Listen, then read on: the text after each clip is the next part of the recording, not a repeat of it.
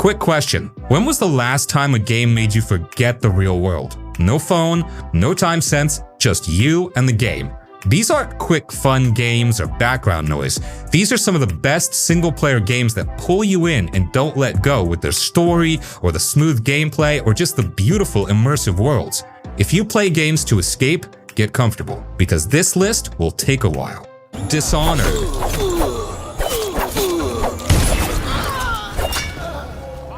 Man, Dishonored is such a crazy ride, huh? The first thing you notice is the city of Dunwall. It's creepy, dirty, kind of alive in its own twisted way, and it just grabs you. You're playing as Corvo, who's been framed for a murder he didn't do, and suddenly you're stuck in this giant mess of politics, revenge, and corruption. The cool thing is, the game doesn't hold your hand. You can sneak around, peek into alleyways, eavesdrop on guards talking, and just figure stuff out for yourself, or if you're feeling bold, you can go full chaos and just wreck everyone in sight. And yeah, the city reacts to that. Kill too many people and the world gets darker and scarier. Play clean and people notice. That freedom, man, it's still insane and rare in most games. The levels are genius. Every rooftop, balcony, and hidden corner feels like it's begging you to explore it. You can teleport across gaps with blink, crawl through pipes, climb ledges, and just experiment endlessly. And honestly, some of the best moments happen when you just go off script. You might find a secret room you didn't expect, or overhear a guard's private conversation, or stumble onto a tiny story that makes you chuckle or even feel a little guilty. It's those little surprises that keep the game feeling alive years later. Combat and powers are another reason this game aged so well. Blink is obvious, but using possession to take over a rat or guard and sneak past a patrol, it never gets old. Bend time lets you slow everything down just enough to pull off crazy moves. Every fight, even small ones, feels tense because you're not just hacking and slashing. You have to think, plan, and decide how much chaos you want to cause.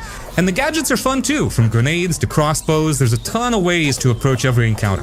The story is dark, messy, and actually memorable. You've got corruption, revenge, betrayal, and a few really cool twists along the way. But the game also takes its time letting you notice little things in the world, like newspapers, letters, graffiti, or citizens talking. It makes Dunwall feel alive. Even years later, you can get lost just wandering the streets, discovering little stories that don't even matter to the main plot. And honestly, the art style is perfect. It's gritty, it's kind of weird in a cool way, and it hasn't aged badly at all. The lighting, the sounds, the music, it all just hits. And combined with the level design and powers, it makes the game feel timeless. Dishonored aged like fine wine because it's smart, flexible, and full of surprises. You can play it now, experiment with powers in ways you never tried before, and still get those holy crap moments that make you smile, or sometimes make you feel guilty for being a little evil. Uncharted 4.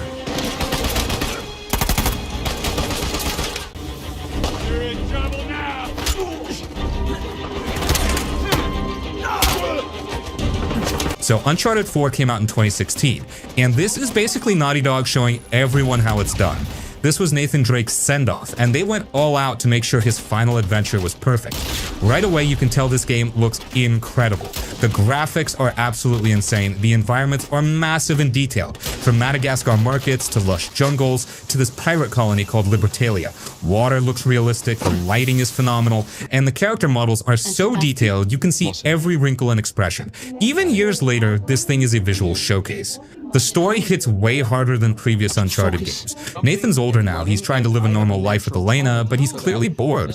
Then his brother Sam shows up, who was supposedly dead, and suddenly Drake is pulled back into the treasure hunting life. The whole game explores themes about obsession and letting go of the past. It's more mature and thoughtful than just being a fun action romp. The gameplay is the most polished it's ever been in the series. Drake moves fluidly, the shooting feels tight, and they added a grappling hook that changes everything. Swinging across gaps and using it in combat to zip around makes traversal way more dynamic. The rope adds verticality to fights and lets you approach encounters differently.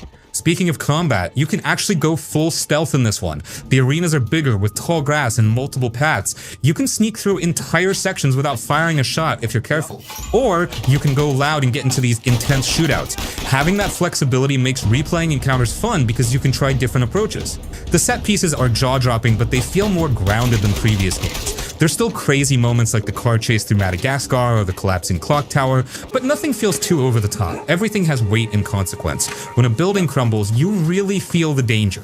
Level design is way more open than before. You get these huge areas to explore with optional pads and hidden treasures everywhere.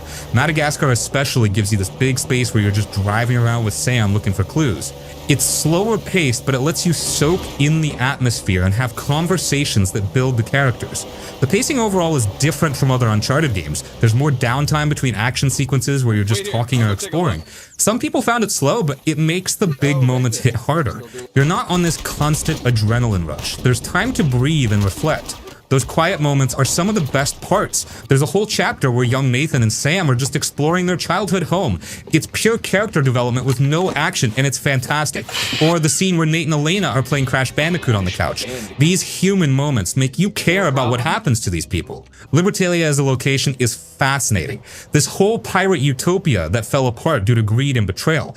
Exploring the ruins and piecing together what happened through environmental storytelling is engaging. The architecture is beautiful in a decayed way, and it ties into the game's themes about obsession destroying everything. Technically, the game is a monster. Loading screens are hidden brilliantly, the frame rate stays smooth even during intense moments, and everything just works. The attention to detail is crazy, like how Drake's shirt gets dirty or wet depending on the environment, or how characters realistically grab ledges and surfaces.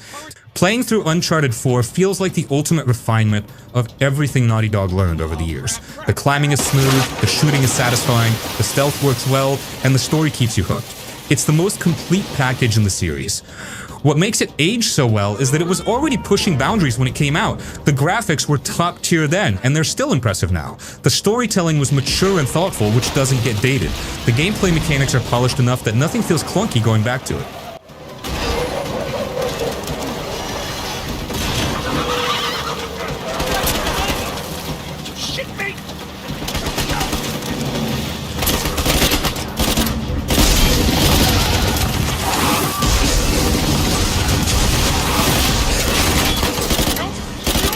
Sleeping dogs.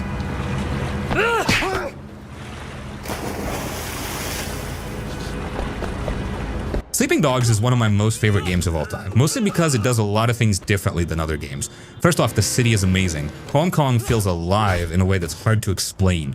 You've got busy streets, narrow alleyways, glowing neon signs, markets with vendors, and random people walking around doing their own thing. Sometimes you just stop for a second and notice how detailed everything is. The way traffic moves, how people react if you bump into them, or even small fights breaking out in the streets. It's not perfect, but it feels lived in, and that makes exploring really satisfying.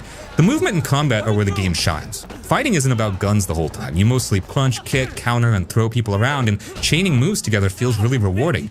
You can do a quick dodge and follow it up with a grab or a kick, and when you pull off a big combo, it feels satisfying. There's a rhythm to the fights, and even though it can get a little repetitive if you do a lot of the same encounters, it's still more engaging than just shooting at enemies all the time. The parkour and rooftop sections also had a lot. You can jump across roofs, climb walls, swing off ledges, and chase someone or escape the cops in ways that feel fluid and fun. Driving is a mixed bag. The cars are okay, but sometimes they feel a little floaty, and it can get frustrating when you're trying to weave through traffic during a chase. The story keeps things interesting, even if it's not super deep. You're Weishan, an undercover cop trying to bring down the triads from the inside. Some characters are over the top, and a few cutscenes get dramatic in a silly way, but the main arc works because you feel tension being undercover. You're caught between doing what's right and keeping your cover, and that moral tension actually makes the missions more engaging. You care a little more about fights and choices because it isn't just random chaos. It feels like you're living in this world and reacting to it. There are flaws, of course. Some side missions can get repetitive, like clearing small gang hideouts or delivering items. Certain collectibles feel boring to track down, and the AI can act dumb at times. Enemies sometimes notice you too late or too quickly, and civilians will occasionally move in ways that break immersion. But these flaws are minor compared to what the game gets right. The combat, movement, city design, and freedom to explore more than make up for them. The world design is a big reason this game still works. Every district has a different vibe. Some are bustling markets, some are high-rise office areas, and some are cramped alleys filled with crime. The day-night cycle, weather effects, and small random events all make it feel alive. You can chase a target across rooftops, fight your way through a busy street, and then jump into a car and drive through traffic while avoiding pedestrians and cops. That mix of vertical movement, street-level chaos, and driving is unique and still fun today. So yeah, overall, the combat is still satisfying, the city's still alive, and exploring or messing around never really gets old.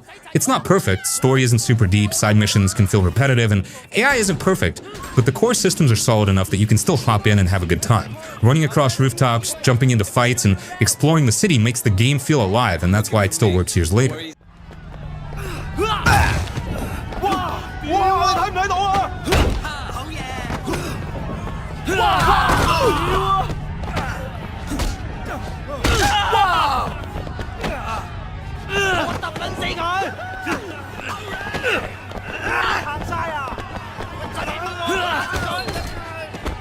Max Payne 3. Now get down!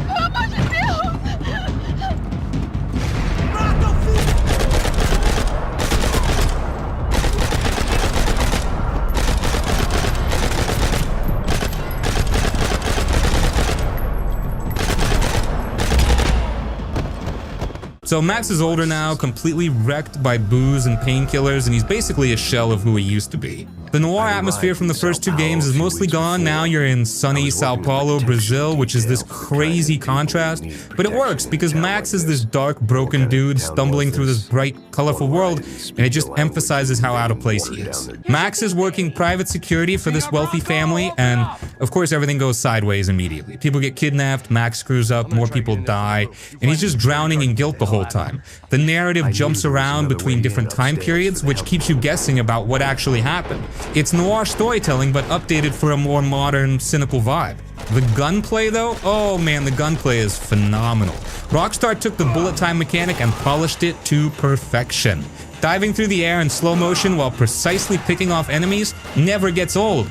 Level design is really strong too. You're fighting through nightclubs, favelas, office buildings, airports, even a freaking stadium. Each environment is detailed and destructible, cover gets shredded by gunfire, and there's multiple paths through most encounters. The game keeps throwing you new scenarios at you so it doesn't get repetitive. Also, what's interesting is how divisive this game was with fans. Some people loved the new direction, others hated that it moved away from the noir aesthetic of the originals. I get both sides, but I think what Rockstar did works. They kept the core gameplay intact while updating everything else for a modern audience. Max as a character here is fascinating because he's not cool or aspirational, he's pathetic and self-destructive. He keeps making terrible decisions, drinking himself stupid, and getting people killed. But you stick with him because underneath all that mess, there's still a guy trying to do the right thing even when he knows it's pointless. That airport level is absolutely insane, by the way. You're fighting through this huge shootout that just keeps escalating. The pacing of that sequence is perfect, building tension until it explodes into chaos. It's one of those levels you remember long after finishing the game. Max Payne 3 also looks incredible on PC if you got the hardware. Rockstar's optimization was solid, and cranking everything to max settings makes it a visual showcase. Even the console versions look great for 2012. What makes this game age well is that the shooting mechanics are just fundamentally excellent. Graphics can get dated, but satisfying gunplay lasts forever. Diving through the air in bullet time while dual-wielding guns will always be fun. That doesn't change. Max Payne 3 proved that Rockstar could take someone else's series and make it their own while respecting what came before. It's a different beast from the original games, but it's still excellent in its own right. That's why it's aged so well, because at its core, it's just a really well-made shooter with style and substance.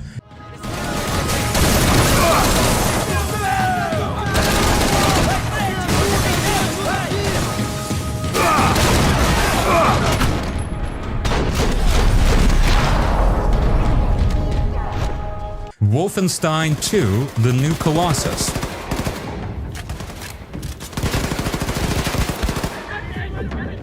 Alright, so Wolfenstein: The New Colossus came out in 2017, and this game is just wild from start to finish. Machine Games took everything they built with the New Order and cranked it up to 11 in the most insane ways possible. So the setup is you're BJ Blazkowicz and you're literally dying. Like, the game starts with you in a wheelchair on a stolen Nazi submarine, barely holding it together after getting messed up at the end of the first game. You're coughing up blood, can barely stand, and then Nazis attack the sub, so you gotta defend it while being half dead. It's such a brutal opening that immediately sets the tone.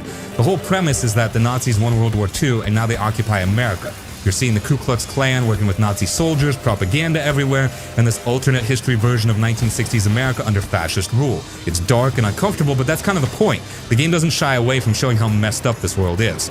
Gameplay-wise, it's classic Wolfenstein. You're mowing down Nazis with ridiculous weapons, and it feels amazing. The guns are meaty and powerful, whether you're dual-wielding shotguns or using the laser weapons, Combat is fast and aggressive. The game rewards you for pushing forward instead of hiding behind cover. The hatchet is still your melee weapon, and getting up close to execute Nazis never stops being satisfying. You can throw it too, which is great for stealth kills. Speaking of stealth, you can approach a lot of encounters quietly if you want, taking out commanders before they call reinforcements, or, just go loud and cause mayhem. Both playstyles work. The level variety is pretty crazy. You're fighting on that submarine, then you're in irradiated New York, then you're in Roswell, New Mexico at a Nazi-occupied town, then Venus, which is just absurd. The game keeps throwing you new environments at you, and they're all visually interesting and fun to fight through. The boss fights are kinda weak, honestly. There's not many of them, and the ones that exist aren't super memorable. The game is more about the moment-to-moment combat and exploration than big set-piece battles. Visually, the game looks great. IbTech's 6th engine doing work. The art direction is fantastic with all this retro-futuristic Nazi technology mixed with 1960s Americana. The color palette is vibrant, which contrasts nicely with the dark themes. Performance on consoles was a bit rough at launch with some frame rate dips. The PC version ran better if you had decent specs. Nothing game-breaking, but noticeable during intense firefights. Upgrading your abilities and weapons add some light RPG elements. You can spec into stealth, armor, or health-focused builds. It's not super deep, but it gives you some customization options. The game is pretty short. You can blow through it in like 10 to 12 hours. Some people felt that was too brief for a full-price game, but honestly, there's no filler. Every mission has purpose, and the pacing stays tight throughout.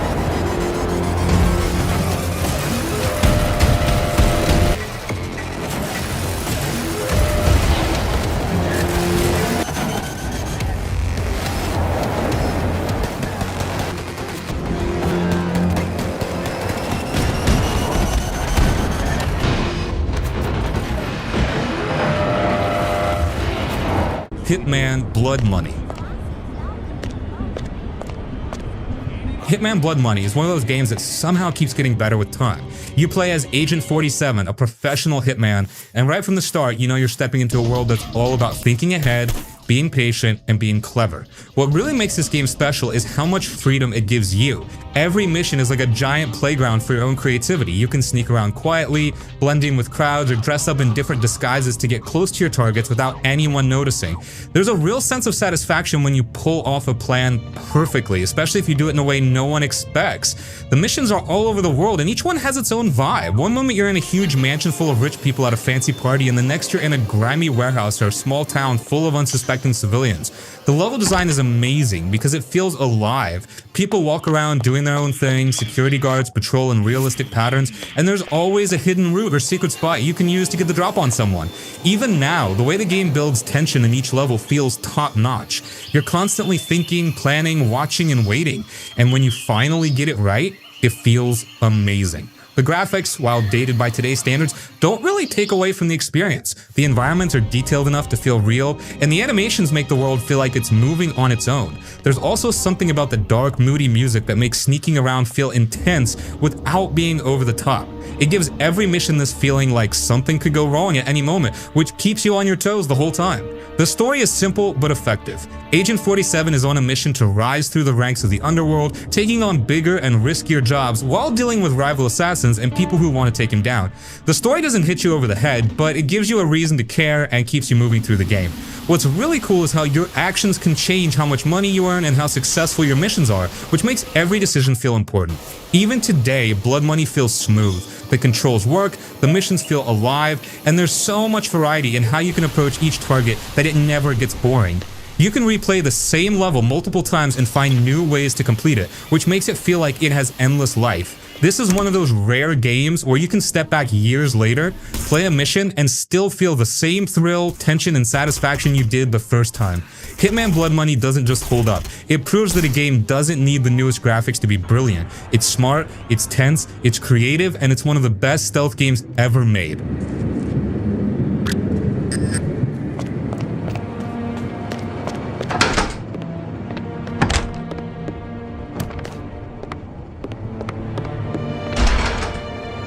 Splinter Cell Chaos Theory.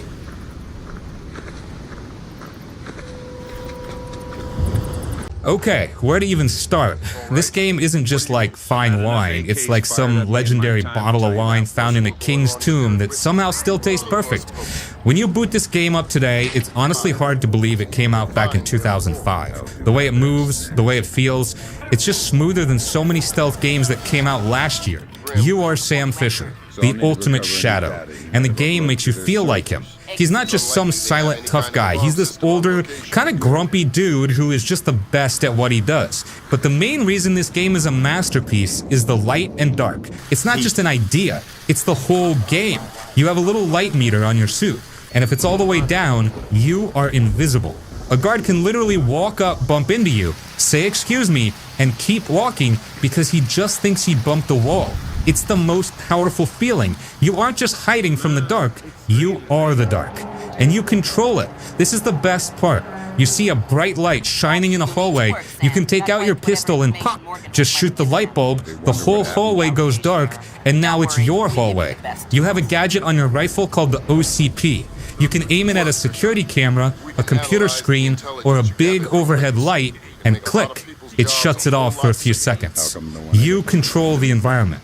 You are the predator, and the guards are just walking around in your world. The sound is just as important.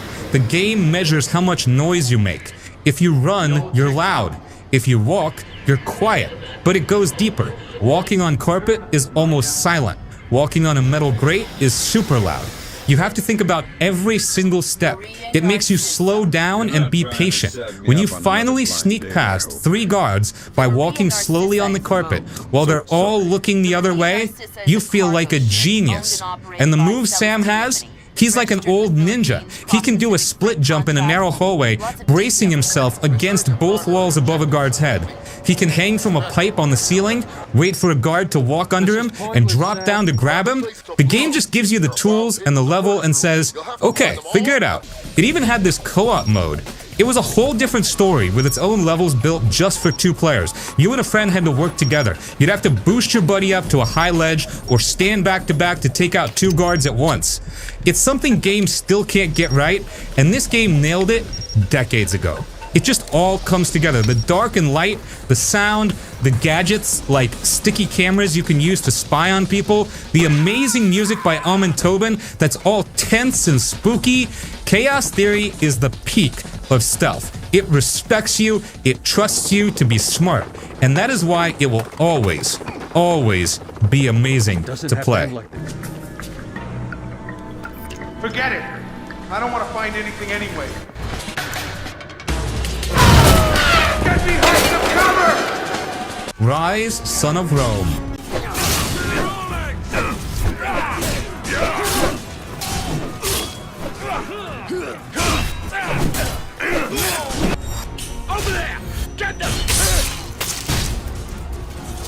Ryse, Son of Rome is one of those games that just makes you stop for a second and think, damn, this still looks crazy good. Like seriously, it came out more than 10 years ago and it still looks better than half the new stuff dropping today. The detail in the armor, the way sunlight hits the shields, the facial animations, the blood, the smoke, everything just feels alive. It's wild how good it still looks. You play as Marius Titus, this loyal Roman soldier whose whole world basically falls apart. His family gets murdered and that kicks off his whole story of revenge, duty, and war. It's not some huge open world game, it's a straight story-driven ride, and that's honestly what makes it work so well. Every mission feels like a scene from a movie. You're leading Roman legions, marching through burning villages, standing on beaches as arrows fly past. It all looks and sounds massive. The thing that really hits about Ryse is the atmosphere. You can almost feel ancient Rome when you play. The crowded streets, the chaos of war, the shouting soldiers, everything is detailed and immersive. The way the game mixes gameplay and cutscenes is so smooth too. There's no weird pause or loading screen between scenes. 1 second you're fighting, and the next you're watching a perfectly shot cinematic, and it just blends together so naturally. It's like watching a movie, but you're in control. The combat, yeah, it's pretty simple, but it feels powerful. Every sword swing, every shield bash, every finisher has weight. You don't just mash buttons, you time your moves, watch for enemies, and hit those brutal executions that make you wince a little. The camera zooms in, the slow motion kicks, and it just feels so satisfying. The game nails that cinematic combat feeling where you're not just fighting, you're performing. Marius himself is a great main character. He's serious, loyal, and broken at the same time. You can really feel the pain and anger behind everything he does. And the voice acting sells it. Every line, every scream, every quiet moment has emotion in it. The story's not overly long or complicated, but it's done well. It gives you enough reason to care, and by the end, it really hits hard. Ryse also nails the vibe of Roman warfare better than any game ever has. Those shield wall moments where you command your men to raise their shields while arrows rain down feel so good. It's like you're actually leading a squad, not just playing solo. The whole game has that heavy, grounded, cinematic tone. No goofy moments, no filler, just straight up drama and war. What's crazy is that a lot of people didn't get it when it came out. They said it was too short or too simple, but when you play it now, it actually feels perfect. It's focused, it knows what it's doing, and it never drags. You can finish it in a few sessions, but it stays with you after. The story, the visuals, the atmosphere, it all sticks. Even today, when you boot it up on PC or a new console, it still feels modern. The graphics still blow you away, the combat still feels punchy, and the presentation is just unreal.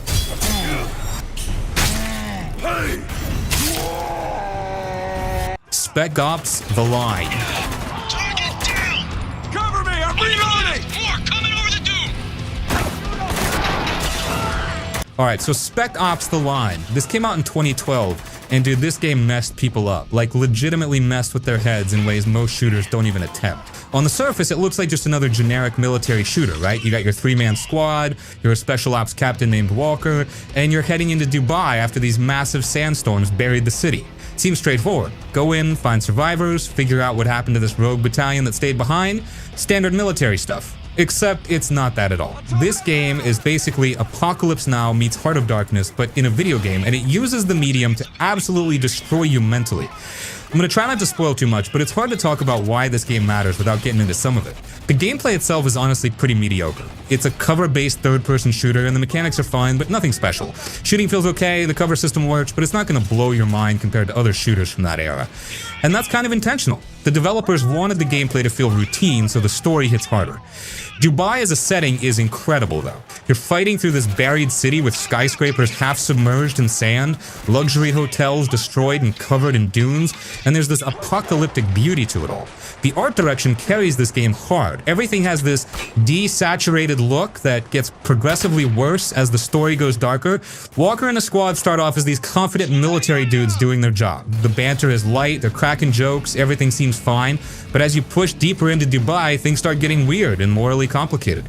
You're making decisions that seem right in the moment, but the consequences are horrifying. There's this one scene, and it's one of the most disturbing moments in gaming. The game forces you to do something terrible, and then it shows you exactly what you did, and you can't look away. It's brutal and intentional, making you complicit in the horror instead of just watching it happen. What's genius about Spec Ops is how it deconstructs the military shooter genre. All those games where you're the hero mowing down hundreds of enemies without consequence, where everything is black and white, good guys versus bad guys, this game takes that formula and asks, what if you're not the hero? What if your presence is making everything worse? The loading screen tips change as you progress. Early on, they're standard tutorial stuff, but later they start calling you out. This isn't a game about redemption or heroism, it's about the cost of violence and the lies we tell ourselves to justify our actions. Heavy stuff for what looked like a generic shooter. Graphically, the game is dated now for sure. Character models are stiff, textures are muddy, but again, the art direction makes up for technical limitations. The way sand moves and covers everything, the lighting during sandstorms, the contrast between destroyed luxury and desperate survival, it all creates this unique atmosphere. What makes Spec Ops: The Line special is how it uses interactivity to make its point. Books and movies can tell you war is hell, but this game makes you pull the trigger. It forces you to participate in atrocities and then asks you if you enjoyed it. That player agency creates guilt in a way other mediums can't replicate. The game sold poorly, which is a shame, but also kind of makes sense. People bought it expecting a fun shooter and got traumatized. The marketing didn't help either. They couldn't really advertise what the game actually was without spoiling it. So it flew under the radar for a lot of people. The mediocre shooting doesn't matter as much because you're so invested in what's happening narratively. You keep pushing forward not because it's fun, but because you need to know how deep this rabbit hole goes.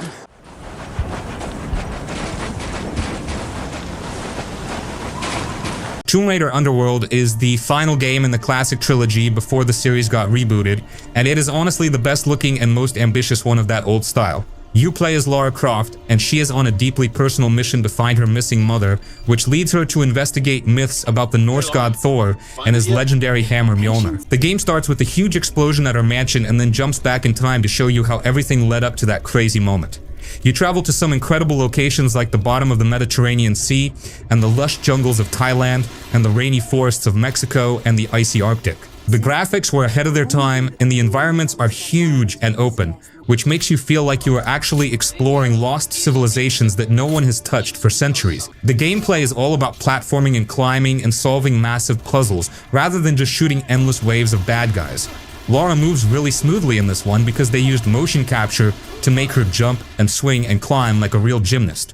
The puzzles are genuinely clever and usually involve moving giant statues or pulling levers to operate ancient machinery that spans across the entire level. You have to pay attention to your surroundings because there are no glowing markers telling you exactly where to go, so you have to use your brain to figure out the path forward.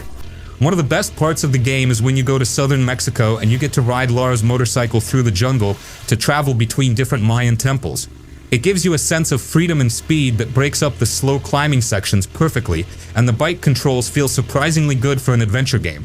The combat is pretty standard with your dual pistols and sticky grenades, but later in the game you actually get to wield Thor's hammer, and it makes you feel incredibly powerful because you can blast enemies with lightning bolts. There are also some really epic moments, like when you have to deal with a gigantic kraken monster in an underwater temple by dropping a huge spike on its head instead of fighting it directly. It captures that lonely and mysterious vibe of being a Tomb Raider perfectly, and it is a great send-off for the classic version of Lara Croft.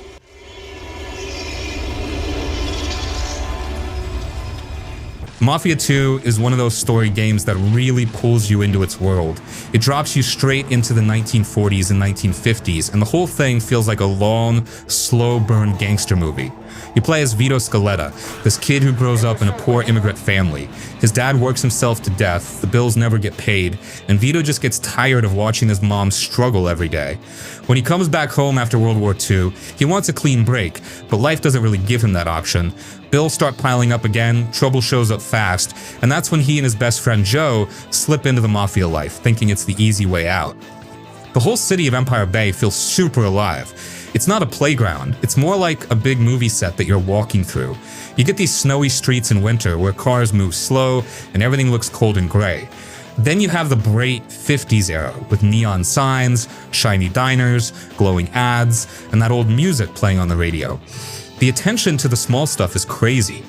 The posters, the clothes, the way people talk, the style of each neighborhood, everything feels like someone put real care into making it look and sound like that time period. The story is the main thing here. It's not trying to be some open world checklist game. It's way more personal. It's about Vito trying to rise up because he wants a better life, but every step he takes pulls him deeper into problems. You see how easy it is for dreams to twist into something ugly. His friendship with Joe is a huge part of it. Joe is loud, messy, and not the smartest guy, but he's always down to help Vito, even if he drags him into crazy situations. Their dynamic feels natural, like two guys who grew up together, talk trash, make stupid choices, and still got each other's backs. Mission-wise, the game gives you a ton of variety. You rob stores, chase people through back alleys, sneak into buildings, dump bodies, get into full shootouts with rival crews, and even go through big cinematic moments where everything goes nuts. The guns sound heavy and rough, and every fight feels tight and gritty. There's no superhero stuff here. When you mess up, you feel it. When you get hit, it hurts. And when a mission goes well, it feels clean and satisfying. The pacing is also on point. You get slow moments where Vito is just trying to live his life, buying new clothes, hanging out at home, earning money, then suddenly everything explodes and you're in the middle of a huge war between crime families. It builds tension in a really good way. You always feel like something big is coming. The world itself also shifts with the story. You move from a beat-up old house to a nicer apartment, you see the seasons change, the city around you slowly reflects the time passing and the choices Vito makes. It gives the whole thing a grounded, real feeling, like you're living through years of someone's life and watching it unfold piece by piece. If you're into crime dramas with strong characters, heavy moments, and that classic American mob vibe, this one is a must-play.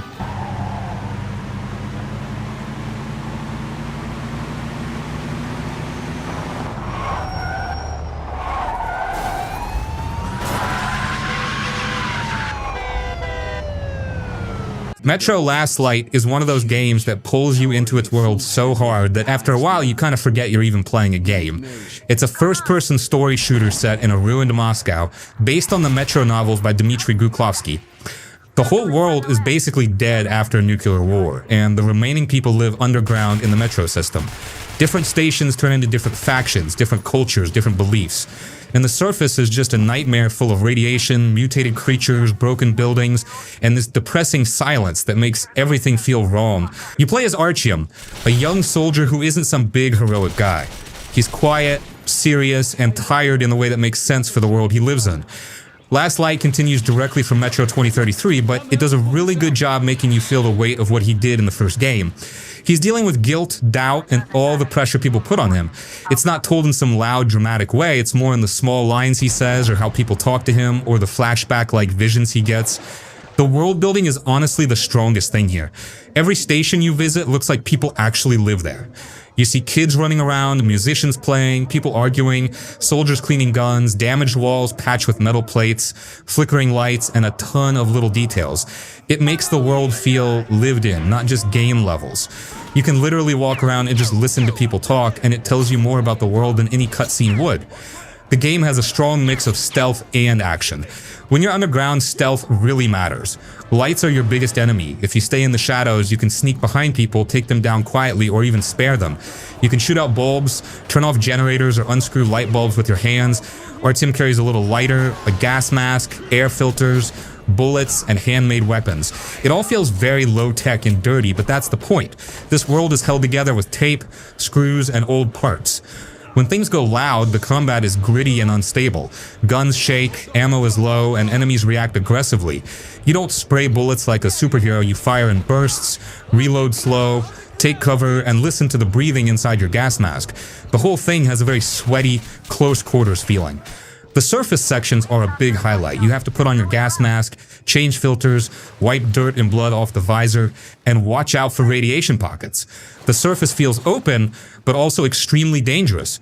Mutants come out of nowhere, the sky looks sick and polluted, and the silence makes everything tense. Even walking across a field feels like a fight for survival. One thing people forget is how much atmosphere comes from sound. You hear echoes, distant screams, wind howling through broken buildings, metal creaking, slow footsteps, your own heavy breathing. The game barely uses music during gameplay, so the world itself becomes the soundtrack. Story-wise, Last Light is bigger than 2033, but still personal. You get pulled into a conflict between factions like the Reich, the Communists, and the Rangers. There's politics, betrayal, and a ton of tension because everyone wants control of the Metro. But at the same time, there's a supernatural element tied to the Dark Ones. These moments never feel forced. They show Artyom's connection with something he doesn't fully understand, and it gives the game a unique identity. It's not just another shoot mutants and soldiers story. The pacing is clean. You get quiet story moments, camps, tunnels, then suddenly full-on battles, then a creepy horror section, then back to exploration. Nothing feels thrown in for filler. Even the horror moments, like walking through ghost tunnels or hearing distant whispers, feel like they belong to the world, not some jump scare gimmick. The decisions you make also matter, but in a very subtle way. The game doesn't pop up a choice menu, it just watches how you act. Do you help people? You spare enemies? Do you explore and listen to conversations? All those tiny actions push you toward either the good or bad ending. It's one of the few games where choices actually feel natural instead of forced.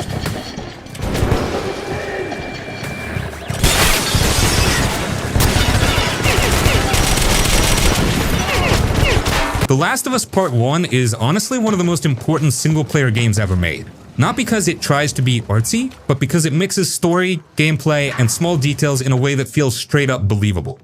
It came out back in 2013 on the PS3, and for that time, it was crazy how good it looked, how real the characters felt, and how tight the whole experience was.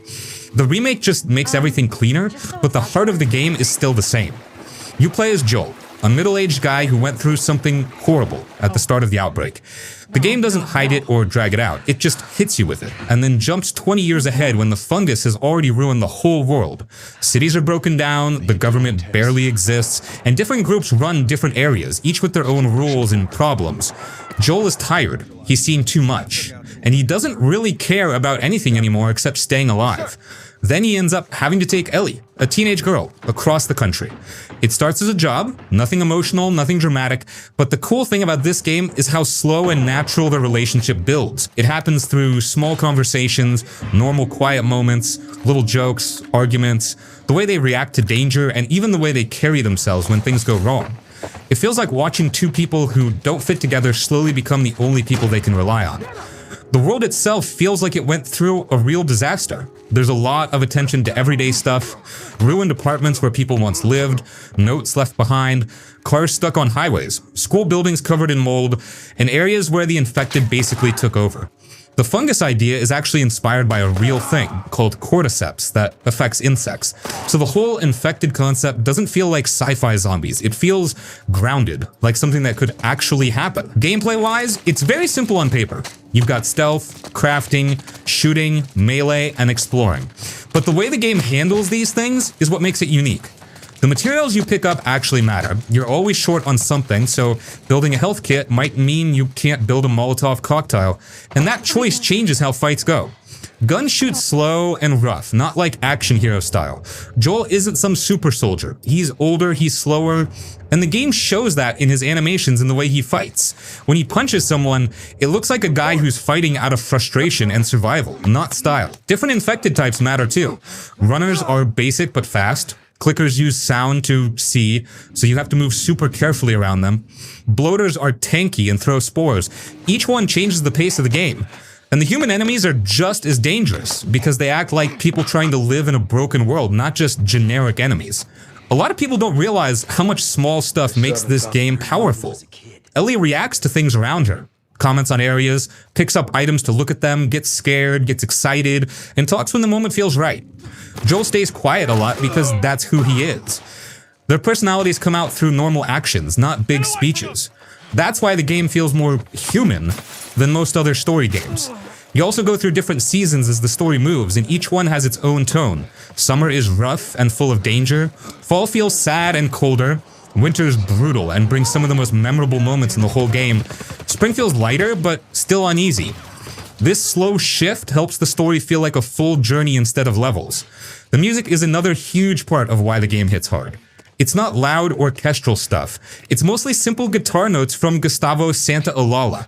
Nothing over the top, just small sounds that match the feeling of each scene, like the game refusing to push emotions too hard and just letting things breathe.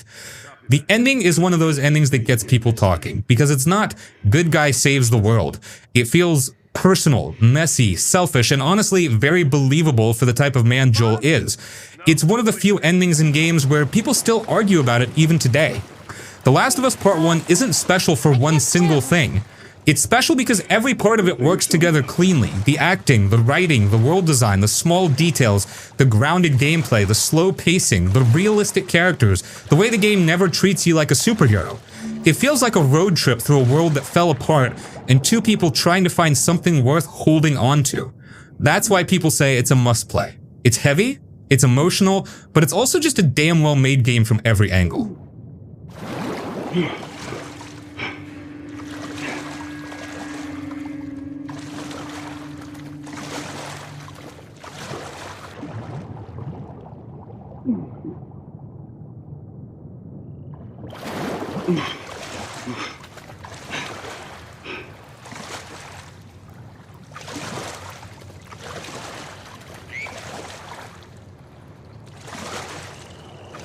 Gears of War 4 is the game that started a whole new era for the franchise because it was the first main game developed by the Coalition instead of the original creators at Epic Games.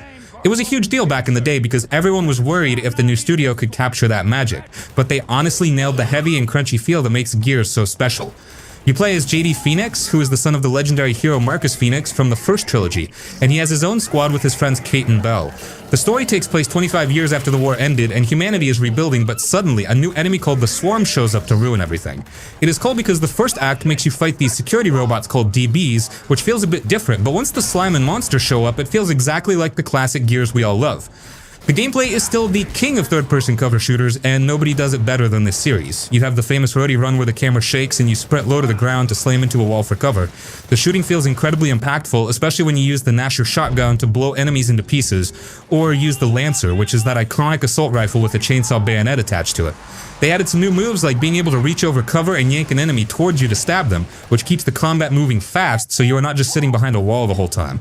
You also have the active reload mechanic where you have to tap a button at the exact right second during a reload to get a damage boost, and it makes even reloading your gun feel like a minigame. One of the sickest features in this game is the weather system because the planet is getting hit by these massive electrical storms called wind flares. The wind is so strong that it actually affects your grenades and projectiles, so if you throw a grenade into the wind, it might fly back at your face or curve around a corner. You have to dodge lightning strikes while fighting, and sometimes you can shoot loose pipes or debris to make them fly into enemies and crush them. It adds this chaotic layer to the fights that makes the world feel dangerous and alive. The graphics are also ridiculous because this game was a showcase for Unreal Engine 4, and even now the lighting and textures look amazing. The environments are super detailed, from the creepy underground mines to the stormy outdoor areas. It is also really cool to see old man Marcus Phoenix join up with the young squad because he is just a grumpy old dad who hates everything, and his banter with JD is genuinely funny. It might not be as legendary as the original trilogy, but it is a super solid action game that sets up the new story perfectly, and the gunplay is just pure, satisfying fun. Should be okay here. Oh yeah? Define okay. Not immediately dead? Call of Juarez Gunslinger is basically that game you don't expect much from, then suddenly you're like, wait, why is this actually kind of fire? It's a first-person shooter, yeah, but the whole vibe is more like someone telling you a wild bar story while you play through it. You're this old bounty hunter named Silas Greaves, and he's sitting in a saloon, drinking and telling a bunch of random folks about all the crazy shootouts he had back in the day. And the cool part? The entire story changes based on how he tells it. Like, if he says, and then a whole bunch of bandits came out of nowhere, boom, the game literally rewinds time and suddenly more bandits spawn. Or if someone interrupts him and says, wait bro, that doesn't sound right, the level kind of shifts mid-play. Buildings reshape, enemies disappear, the sky changes because he's fixing his story. It's goofy, but in a good way. It gives the game this fun, playful personality. Gameplay-wise, it's super straightforward, super smooth. Fast gunfights, quick draw duels, bullet time slowdown where you kind of feel like a cowboy version of Max Payne, upgrades that make you crack shots at insane speed. It's not trying to be realistic, it's just stylish as hell. The guns have that punchy boom sound, dust flies everywhere, enemies yell dramatic cowboy lines, and Silas keeps talking smack the whole time like he's reliving his golden days. And honestly, the pacing is perfect. No boring filler, no dragging sections, it's just you blasting your way through frontier towns, canyons, mines, forests, all wrapped in this comic book art style that looks crisp without trying too hard. But the real fun part, the game knows it's telling a story. And the game itself kind of plays along. Sometimes Silas brags too much, and the level goes crazy. Sometimes he forgets a detail and rewinds. Sometimes someone in the saloon questions him and the whole direction shifts. It's like playing inside a tall tale. It's short, yeah, like a few hours, but it's tight, focused, and feels like the gaming equivalent of a good popcorn western. Not too serious, not too dumb, just the right amount of hell yeah. If you like clean, punchy gunplay and games with personality, this one lands. It's basically a bite-sized, stylish cowboy action story told by a dude who's probably exaggerating half of it, and you just go along for the ride.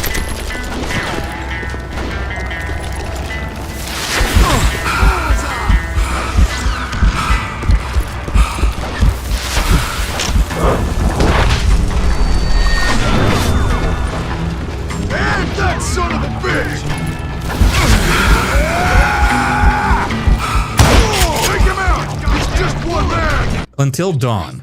Until Dawn is basically an interactive horror movie where you control a whole group of teenagers stuck in a mountain lodge for one lone awful night. It's made by Supermassive Games, the same guys who later made all those Dark Pictures titles, but this one is still their best work by far. It came out in the PS4 era, and a lot of people didn't expect much from it, but it blew up because it felt fresh and super fun to watch and play. So the setup is simple. A bunch of friends return to an old mountain cabin a year after something terrible happened there. They're trying to move on, chill, reconnect, whatever, but the place is basically cursed with bad vibes from the second they step foot in it. The game plays out like a movie, third person, fixed camera angles, a lot of sneaking around dark hallways, traps, jump scares, weird noises in the woods, all like classic horror stuff. But the big thing here is the choices. Every decision you make actually matters. It's not fake choice where nothing changes. In this game, people really die. Like, brutally. And when someone dies, they're gone for the rest of the story. No cheap revives. Because of that, you start treating every tiny decision with stress. Even the most innocent choices, like go left or right, open this door now or later, save someone or grab something first, can completely flip the ending. The game constantly reminds you about the butterfly effect. Basically, small choices snowball into big stuff. The characters are very teen movie-ish on purpose. You've got the nice guy, the jerk, the shy girl, the queen bee, the funny dude, the athletic dude, all the usual types. But as the night goes on, you actually start liking or hating them because the writing and acting are surprisingly solid. And the performances stand out because the game used full motion capture. They're real faces, real expressions. It makes it feel like you're watching a real show. The horror in this game isn't just boo jump scare. It mixes psychological horror, slasher movie energy, and even a bit of weird folklore. The cool thing is that the story doesn't stick to just one type of threat. It switches lanes and keeps you guessing what the hell is actually happening on that mountain. And one thing people never forget is how the game keeps shifting tone. At first, it feels like a typical teen slasher setup. Then it slowly starts turning into something way darker and way stranger. They drop hints through old clues, hidden recordings, newspaper cutouts, weird visions, creepy doctor scenes, little pieces that start forming a bigger picture. Gameplay-wise, it's mostly exploring, making choices, and quick-time events. And yeah, the QTEs matter a lot. Miss one at the wrong moment, someone's head might be rolling next scene. Some people try to do the save everybody run, and others just let chaos happen because it's fun watching how wildly things can go wrong. What makes Until Dawn stand out is that it feels like a full package. The atmosphere, the story, the production quality, the sense of tension, because anyone can die at any time. It's not deep in a philosophical way, it's just a damn entertaining, stylish horror ride with enough surprises to keep you hooked for a whole night. And that's kind of the whole point. It's a sit with your friends, scream, laugh, and argue over choices kind of game. Even playing alone is fun because it feels like you're running a personal horror movie where you decide who lives and who gets wrecked.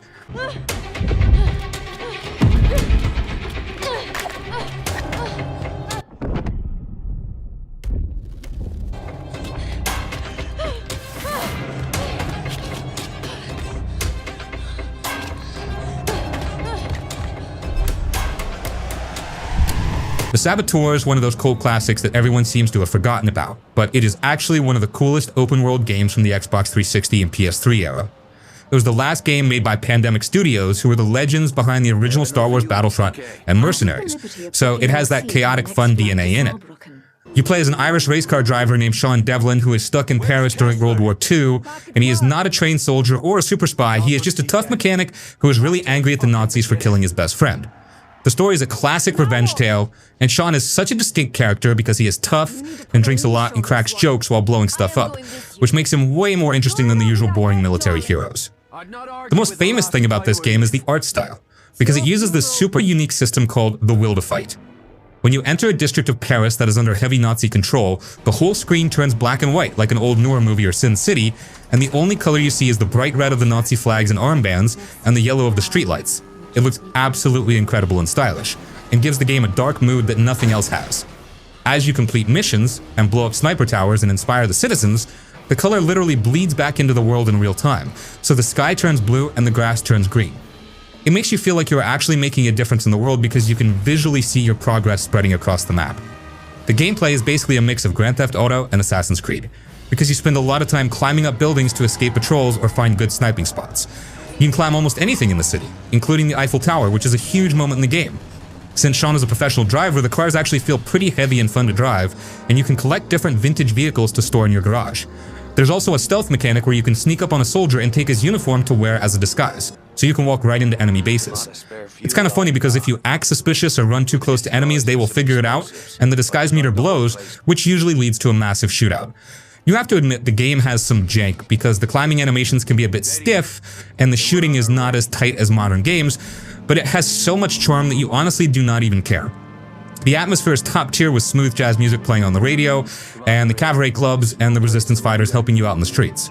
It's really satisfying to run around planting dynamite on tanks and watch the explosions because the physics are pretty wild and chaotic. It's a game that just wants you to have fun and look cool doing it, and the unique black and white visual style alone makes it worth revisiting in 2026.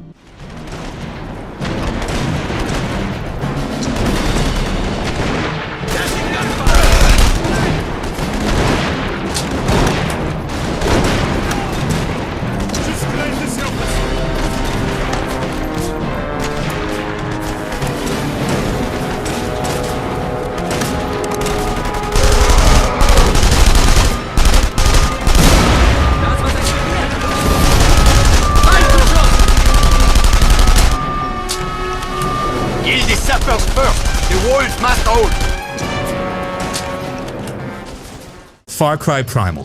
Far Cry Primal is basically Far Cry thrown all the way back to the Stone Age. No guns, no cars, no radio towers, none of that usual Far Cry stuff. You're living in 10,000 BC in a world full of wild animals, rival tribes, fire everywhere, and people who survive by pure instinct. It feels rough, dirty, and kind of cool in its own way. You play as S.T.A.L.K.E.R, a hunter from the Wenja tribe. At the start, you're basically nobody, just a guy trying to make it through the day without getting eaten by a saber-toothed tiger. But things go bad, your group gets wiped, and now you're left alone in this giant prehistoric valley called Oros. Your whole mission turns into rebuilding your tribe from scratch. You rescue people, gather them, build huts, get specialists, and slowly turn this tiny village into something strong. The world is a huge open map, but instead of outposts filled with soldiers, it's camps full of angry tribes, beast dens, bonfires, and hostile wildlife that attacks you out of nowhere. Everything feels more raw. You hear distant roars, see tall grass moving, and you get that small oh crap feeling every time the sun goes down. The most unique thing about the game is the beast taming system. You can actually tame animals and have them fight with you. Wolves, bears, saber-tooths, jaguars, even a freaking badger that fights like it's possessed. Every animal has its own vibe. Some sneak, some tank hits, some run fast, you whistle and they come running to help. It gives the game this cool survival buddy feeling. Combat is all close range stuff. Spears, clubs, bows, slings. You craft everything with stones, wood, and animal parts. Nothing fancy. You light your spear on fire, throw it, watch someone run around screaming. It's chaotic, but in a fun caveman way. The bow in this game feels great too, heavy and satisfying. The story isn't super complicated, but it works for what the game is doing. It's more about survival than deep drama. You're trying to protect your people from two major enemy tribes. The Udam, who are brutal and tough and eat other tribes. The Azila, who are more advanced, use fire like crazy, and act like they're gods. S.T.A.L.K.E.R basically rises from being a lost hunter to this legendary beastmaster guy everyone fears. You get big moments, crazy rituals, weird drug visions, Far Cry tradition, boss fights, and tribal warfare that feels intense because everything's up close and personal. The vibes are strong too. The game uses a made-up prehistoric language that actually sounds believable. The lighting, the forests, the snowy mountains, the caves, everything feels alive. You hear wolves howling, owls screeching, people chanting around fires. It's like you're dropped into a Discovery Channel documentary, but someone handed you a flaming club. The game stands out because it isn't trying to be a modern shooter. It's just this wild survival adventure with a cool setting you don't see in games often. Some folks slept on it when it came out, but honestly, it aged well if you want something different, something where you feel the world more than you play it.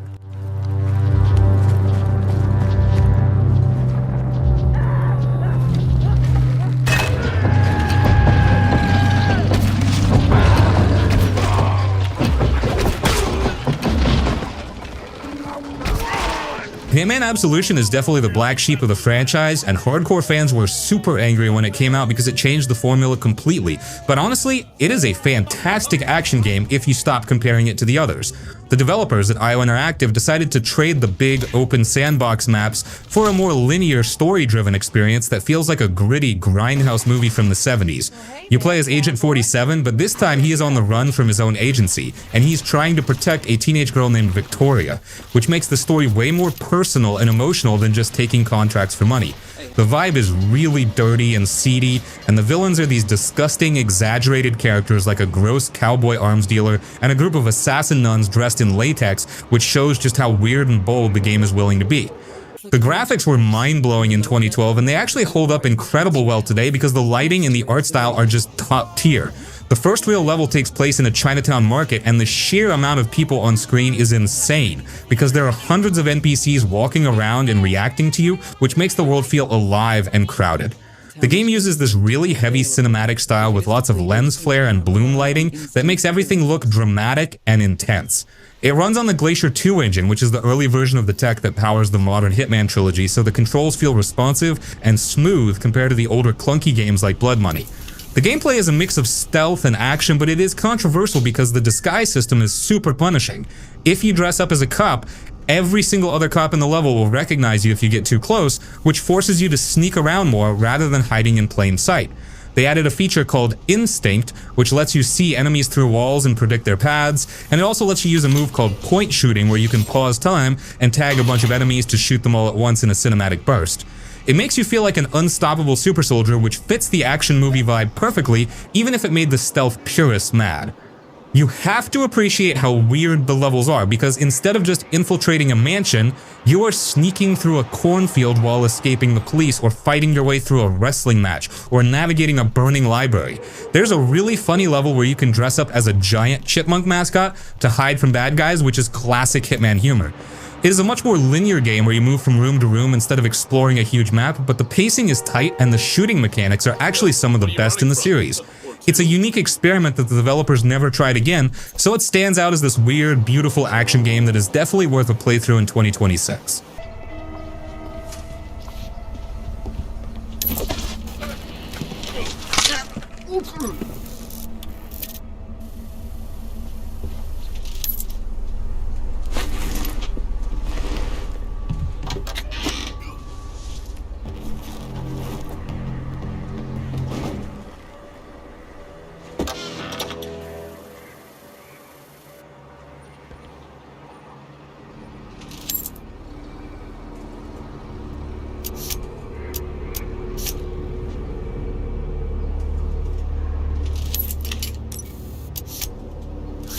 L.A. Noire puts you in the shoes of Cole Phelps, a World War II veteran who becomes a cop in 1940s Los Angeles. The whole game is built like an old-school detective movie. It's not about running in guns blazing all the time. It's more about thinking, reading people, walking crime scenes, and slowly putting pieces together. You move through the police ranks, starting as a basic patrol officer, then going to traffic, homicide, vice, and finally arson. Each desk has its own vibe and its own type of cases. One mission you're dealing with car thefts, the next you're solving brutal murders, then suddenly you're tangled in corruption and big city politics. The big standout thing here is the facial capture tech. At the time, this was insane. Every actor's face was recorded in full detail, so when they talk, you see every twitch, every eye movement, every tiny smile or lie. The whole point is that you're supposed to read their faces. When you interview suspects and witnesses, you're basically doing real-time lie detection. Some people look away too much, some try harder to look calm, some crack under pressure. It's a simple system on paper, but the acting sells it. Most of the gameplay is split between investigating crime scenes, walking around, finding clues, flipping objects in your hand, checking pockets, footprints, blood trails, interrogations. This is where the acting and your judgment matter. Chases and shootouts, car chases through old LA streets, foot chases over rooftops, gunfights in factories or empty buildings, driving around 1940s Los Angeles. The city is huge and recreated with a lot of detail, from old cars to neon signs to jazz clubs. It's basically split between those things. The cases feel like episodes from a TV crime drama. You walk into a scene, inspect everything, find a clue that leads to another location, talk to someone there, get another lead, maybe it turns into a chase or a shootout. Then finally you come back and make an accusation. Some cases feel clean, some get messy, and sometimes you're not even sure you made the right call. The game likes to put doubt in your head. One thing that makes this game unique is the way it mixes the shiny look of 1940s LA with the ugly truth behind it. You see corruption everywhere. Crooked cops, shady business deals, abuse, drugs, cover-ups. Cole Phelps himself isn't perfect either. He has flaws, secrets, and the game slowly digs into his past and shows how his war trauma and guilt shaped him. The story gets heavier the deeper you go. What starts as solve the case, move on, slowly becomes this bigger picture of how broken the whole system is. You start realizing your job isn't just about catching criminals. Sometimes it's about dealing with what the city tries to hide. The atmosphere in the city is a big part of the experience. You hear old jazz music on the radio, see newspapers blow in the wind, drive past diners, theaters, back alleys, and rich Hollywood neighborhoods. It feels like you're walking through a time capsule. L.A. Noire isn't meant to be fast-paced. It's more like you're sitting inside a long detective show where your brain is always working a little bit. And the cool thing is, it does something no other detective game really nailed. It lets you judge people by their faces, not just by text choices. We found a license plate matching our stolen vehicle in the shed. Add in the assortment of parts, and we can make Gabriel for a dozen other thefts. It's time to get serious, Anna. You must ask these questions of Gabriel. I know nothing of these car parts.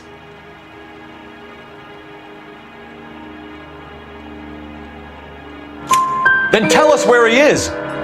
If your baby is born in prison, Anna, the corrections officers will take it from you. You will see your son or daughter through a metal grate for half an hour a week. The start line is on 1st and Santa Fe. There is a spillway under the bridge that leads to the river. Many policia have wrecked trying to follow him. We will put in a good word for you, Anna. As far as we're concerned, this sits with Gabriel. Start line? That sounds like a street race to me. It's gotten out of hand this last year. No wonder Delgado has such an eye for flying. Batman Arkham Origins is the game that everyone loves to hate on just because it was made by WB Montreal instead of the original Rocksteady team, but honestly, it is the most underrated game in the entire series.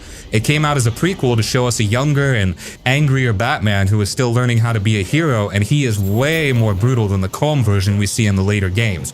The vibe is absolutely perfect because it takes place on Christmas Eve during a massive blizzard, so the whole city is covered in snow and decorated with Christmas lights, which looks beautiful in a dark, gloomy way.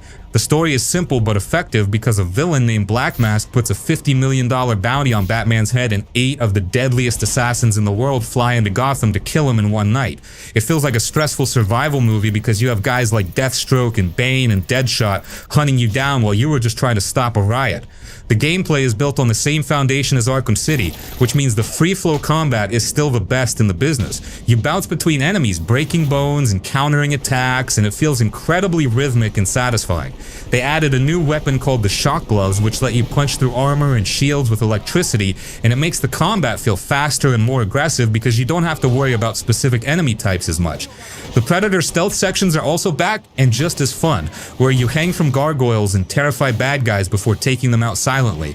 They also upgraded the detective mode so you can actually reconstruct crime scenes by rewinding and fast-forwarding a holographic video to find clues, which makes you feel like an actual detective solving a mystery. You have to play this game just for the boss fights, because they are hands down the best in the entire Arkham franchise. The fight against Deathstroke is legendary because it is basically a martial arts dance, where you have to perfectly time your counters to block his staff attacks, and it tests your reflexes like crazy. There is also the situation with the voice acting, because the legendary Kevin Conroy and Mark Hamill did not return for this one since the characters are supposed to be younger. Instead, you have Roger Craig Smith as Batman and Troy Baker as the Joker, and they actually do an incredible job of sounding like younger versions of those characters. The story digs deep into the relationship between Batman and the Joker and shows their very first meeting, which is super intense.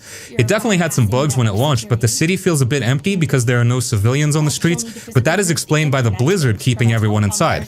The bridge that connects the two islands is annoying to cross because it takes forever, but once you unlock the fast travel jet, it gets way better. It is a solid Batman adventure that focuses on the boss battles and the Christmas atmosphere, and if you skipped it back in the day, you really need to give it a chance now.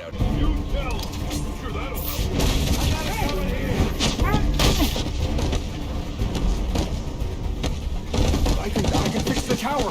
Whatever you want. Just please don't hurt me. Beyond Two Souls is one of those games that blurs the line between a video game and a Hollywood movie, and it is probably the most ambitious project Quantic Dream ever made. You play as Jodie Holmes, and she is connected to this invisible supernatural entity named Aiden. The story follows Jodie through her entire life, from being a scared little kid in a lab to a rebellious teenager, and finally a trained CIA agent, and it is an emotional roller coaster the whole way through. The gameplay is really unique because you are constantly switching controls between Jodie and the ghost entity Aiden. Playing as Jodie is pretty standard adventure game stuff where you walk around and talk to people and do quick-time events during action scenes, but playing as Aiden is where the real fun happens. You can detach from Jodie's body and fly through walls and ceilings to scout ahead or listen to conversations in other rooms. You can also interact with the world like a poltergeist by knocking over water bottles or smashing windows or possessing enemies to make them attack each other. There is a famous level early in the game where Jodie goes to a birthday party and the other kids are mean to her, and you get the choice to use Aiden to completely wreck the house and get revenge, which is just so satisfying to play. One thing you have to know is that the story was originally told out of order, so it would jump from her being an adult back to her being a kid, and then to her being a homeless runaway. It was kind of confusing for some people, but the newer versions on PC and PS4 let you play it in chronological order, which honestly makes the story flow way better. The game has some really weird pacing because one minute you are sneaking through a war zone in Africa, and the next minute you're living on a Navajo ranch fighting ancient spirits in the desert. That desert chapter is totally random and feels like a different game, but it just adds to the strange charm of the whole experience. You also have to give it credit for the homeless chapter, because it slows the game down completely and forces you to survive on the streets in the winter. You have to beg for money to buy food and try to find a warm place to sleep, and it is a surprisingly deep and sad moment that most games would never try to do. The combat is not really about skill, since it is mostly just pushing the stick in the direction Jodie is moving, but it looks really cool and cinematic like a Jason Bourne movie. It is definitely a game that wants you to focus on the story and the acting rather than high scores, and even though the writing gets a little crazy at the end, it is a journey you will not forget.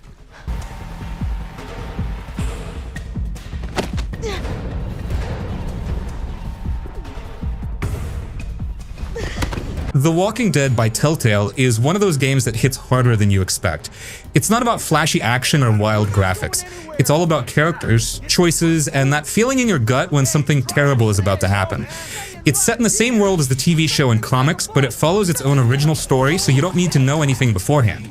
You play as Lee Everett, a guy with a rough past. The game starts with him being taken to prison in the back of a police car, and then suddenly everything goes to hell because the zombie outbreak hits. The whole world falls apart around him in minutes. Lee escapes and meets a little girl named Clementine, who becomes the heart and soul of the entire series. The whole game basically becomes about Lee trying to protect Clementine in a world where people are often more dangerous than the zombies. She's alone, scared, hiding in her house when you find her, and that early moment hits you because Lee doesn't just save her, he decides to take responsibility for her when nobody else will. The gameplay is simple but very tight. Talking to people, making choices that matter, exploring small areas, quick time moments during fights or escapes, solving small puzzles here and there.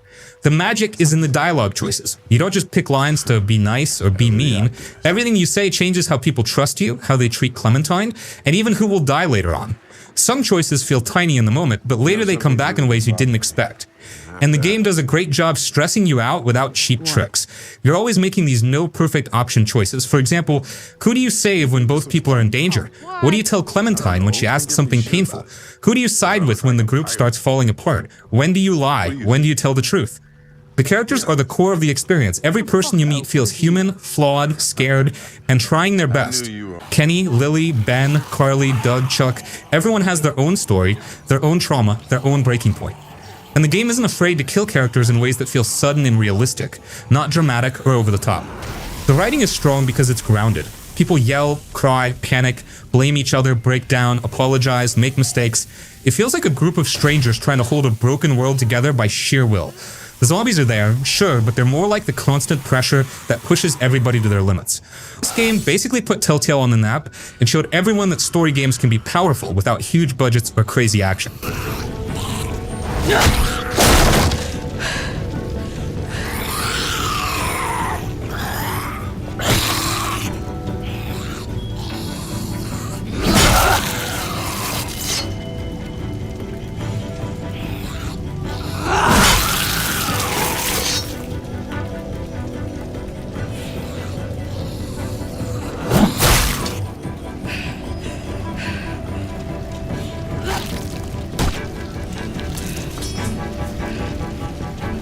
Quantum Break is one of the coolest and weirdest experiments in gaming history, and it comes from the maniacs at Remedy Entertainment who made Max Payne and Alan Wake. They tried something that nobody else has really dared to do, which is combining a high-budget video game with a live-action TV show.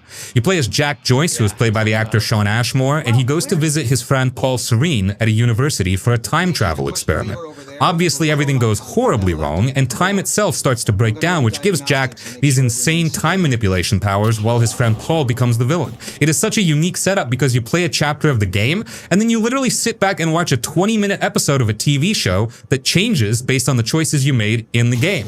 The gameplay is actually super underrated because people tried to play it like a generic cover shooter like Gears of War, but that is the wrong way to do it. You are supposed to be aggressive because your powers let you dominate the battlefield.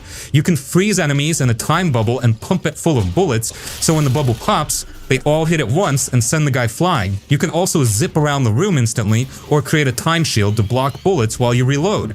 It feels incredibly fast and fluid once you get the hang of it, and it is basically the prototype for the combat they perfected later in their game Control. Visually, this game is a total masterpiece, and it is crazy that it came out in 2016 because the particle effects are still some of the best you will ever see. When time breaks down, the world freezes and gets all distorted with these jagged geometric shapes, and objects get stuck in mid-air. You walk through these frozen scenes called stutters, where an explosion is paused in the middle of going off, and you can walk around and look at the debris floating in the air. It is a trippy visual style that makes you feel like reality is shattering around you, and the Northlight engine handles all the lighting and destruction perfectly. The story deals with serious sci-fi concepts like closed time loops and the end of the world, but it stays grounded because of the acting. You have these moments called junction points where you actually play as the villain, Paul Serene, and decide how the bad guys are going to handle the situation. It gives you a reason to replay the game to see the different outcomes and different TV show scenes. It was a massive risk for Xbox to fund something this weird, but it is an unforgettable ride that totally holds up today.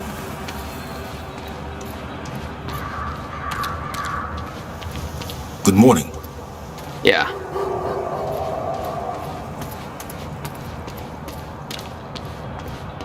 I guess I should go find Paul. Battlefield Hardline is easily the most hated game in the entire series by the hardcore fans.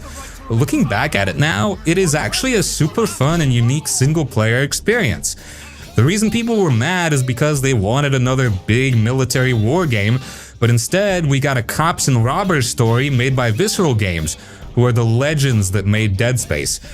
It does not feel like a traditional Battlefield game at all, because instead of a soldier invading a country, you play as a detective named Nick Mendoza fighting the drug war in Miami.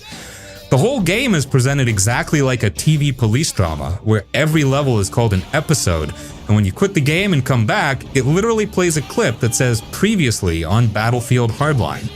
It is a really cool style that makes you feel like you are binge-watching a high-budget show on Netflix with car chases and corrupt cops and prison breaks.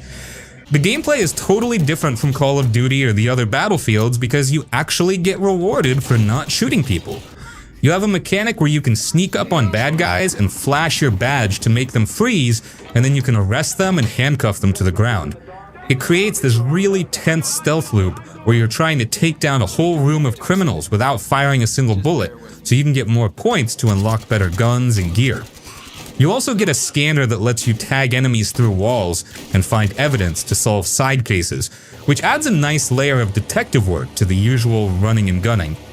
Since it's a police game, you get access to some really fun gadgets that change how you move around the map, like a grappling hook to climb up buildings and a zipline crossbow to slide across gaps.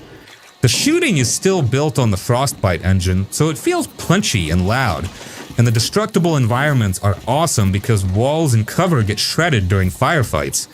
There are some crazy set pieces, like fighting through a hurricane in a shopping mall, or escaping a massive grow house in the swamps while driving an airboat. The driving is a huge part of the game, and it feels surprisingly fast and arcade-like because you are usually in muscle cars or police cruisers instead of slow tanks. The graphics are honestly still really impressive, especially the facial animations during the cutscenes. It is definitely weird to see the Battlefield name on a game where you are arresting guys for selling weed, but if you ignore the title and just play it as a standalone action cop movie, it is a blast. It's a shame we will probably never get a sequel because Visceral Games got shut down, but this game remains a hidden gem that tried something bold and different. Hey, slow down. Okay. Is there a problem, ma'am? Lid doesn't fucking fit. Well, good luck, ma'am. Fuck you! You want me to call for backup, Mendoza? Yeah. Assassin's Creed II is honestly the greatest game in the entire franchise, and it is the reason why everybody fell in love with this series in the first place. This game was a massive jump from the first one because it took everything that was clunky about the original and made it feel fast, smooth, and incredibly fun. You play as Ezio Auditore de Firenze, who is the absolute best character in the history of Assassin's Creed, and the whole game is his origin story. It starts when he's a teenager and his family gets betrayed and killed, which kicks off his long personal quest for revenge against the Templars in Renaissance Italy. The setting is unbelievably beautiful and vibrant because you get to explore huge Italian cities like Florence and Venice, which are just packed with historical detail and famous landmarks. You can climb literally every single building, including cathedrals and bell towers, and the parkour system is so much smoother than it feels like Ezio is actually flowing across the rooftops. The combat is incredibly satisfying because they added tons of new weapons and moves, so you can use 2 hidden blades at once or use a poison blade to make enemies go crazy and kill their friends. The game is just packed with style, and it makes you feel like an absolute badass as you take out the bad guys. A massive feature they added in this game is the ability to rebuild your family's old home, which is a huge villa called Monteregioni. You spend the entire game collecting money and investing it into renovating the bank and the shops and the armor displays. The more you spend on your home base, the more money it generates for you over time, so it gives you a super fun reason to explore and loot treasure chests. Plus, you are best friends with Leonardo da Vinci, who is the greatest inventor in history, and he is the guy who upgrades all your secret assassin gear. He is the one who puts the second hidden blade on your arm and even builds you a wild flying machine for one of the most iconic missions in the entire series. This game just completely perfected the classic Assassin's Creed formula before the series got huge and weird. The music is absolutely fantastic and cinematic, and the story is focused on brotherhood and finding lost secrets, which gives it a huge emotional weight. It is still the gold standard for historical open-world games, and if you want to experience the peak of the Assassin's Creed saga, then this is the one you need to revisit in 2026. Stardy! You think you can threaten me? I'll give you nothing! You want my children? Take them! I have the instrument to make more! When you change your mind, they'll be in the village outside the city! Call of Duty Modern Warfare 2 is straight up legendary, and it is the game that proved that shooters could be just as big and insane as a summer blockbuster movie. Infinity Ward was at the absolute top of their game when they made this, and the campaign is pure, non-stop adrenaline from the second you start playing. The story takes place right after the first Modern Warfare, and things have gone completely off the rails because the Russians have somehow managed to invade American soil. You play as a bunch of different soldiers and commandos, including the classic hero Soap McTavish and the super mysterious and cool character Ghost, who wears that awesome skull mask. The best part about this game is how over-the-top and cinematic the action is, because you are literally fighting to defend the suburbs and the White House in Washington, D.C. You have a famous mission called Wolverines, where you are fighting in the middle of a destroyed fast food place and an empty shopping mall, which felt absolutely wild to play back in 2009. You also have missions where you are climbing giant snowy mountains or infiltrating an oil rig in the middle of the ocean, which just keeps throwing unique scenarios at you every 5 minutes. The shooting mechanics are super tight and fast, and everything feels snappy because this is the peak of that arcade shooter era. The graphics were absolutely insane for the time, and even now the pacing and polish of the campaign are unmatched. It is a short experience, maybe 6 or 7 hours total, but it never slows down and it never wastes your time with boring filler missions. The story is intense and deals with global terrorism and betrayal and massive stakes, which keeps you completely hooked. This game has a few scenes that were super controversial when it came out because the developers were trying to push the limits of what a game could even show. But those moments just prove how much impact the story had on people. If you're looking for a game that defined an entire era and gives you pure high-octane action without all the complicated open-world stuff, you have to revisit this one. It is a masterpiece of linear shooting, and it will remind you why Captain Price and Ghost became 2 of the most iconic video game characters ever created. Houston, we're not scheduled for any satellite launches today, are we? ISS Houston, stand by. We may have a problem here.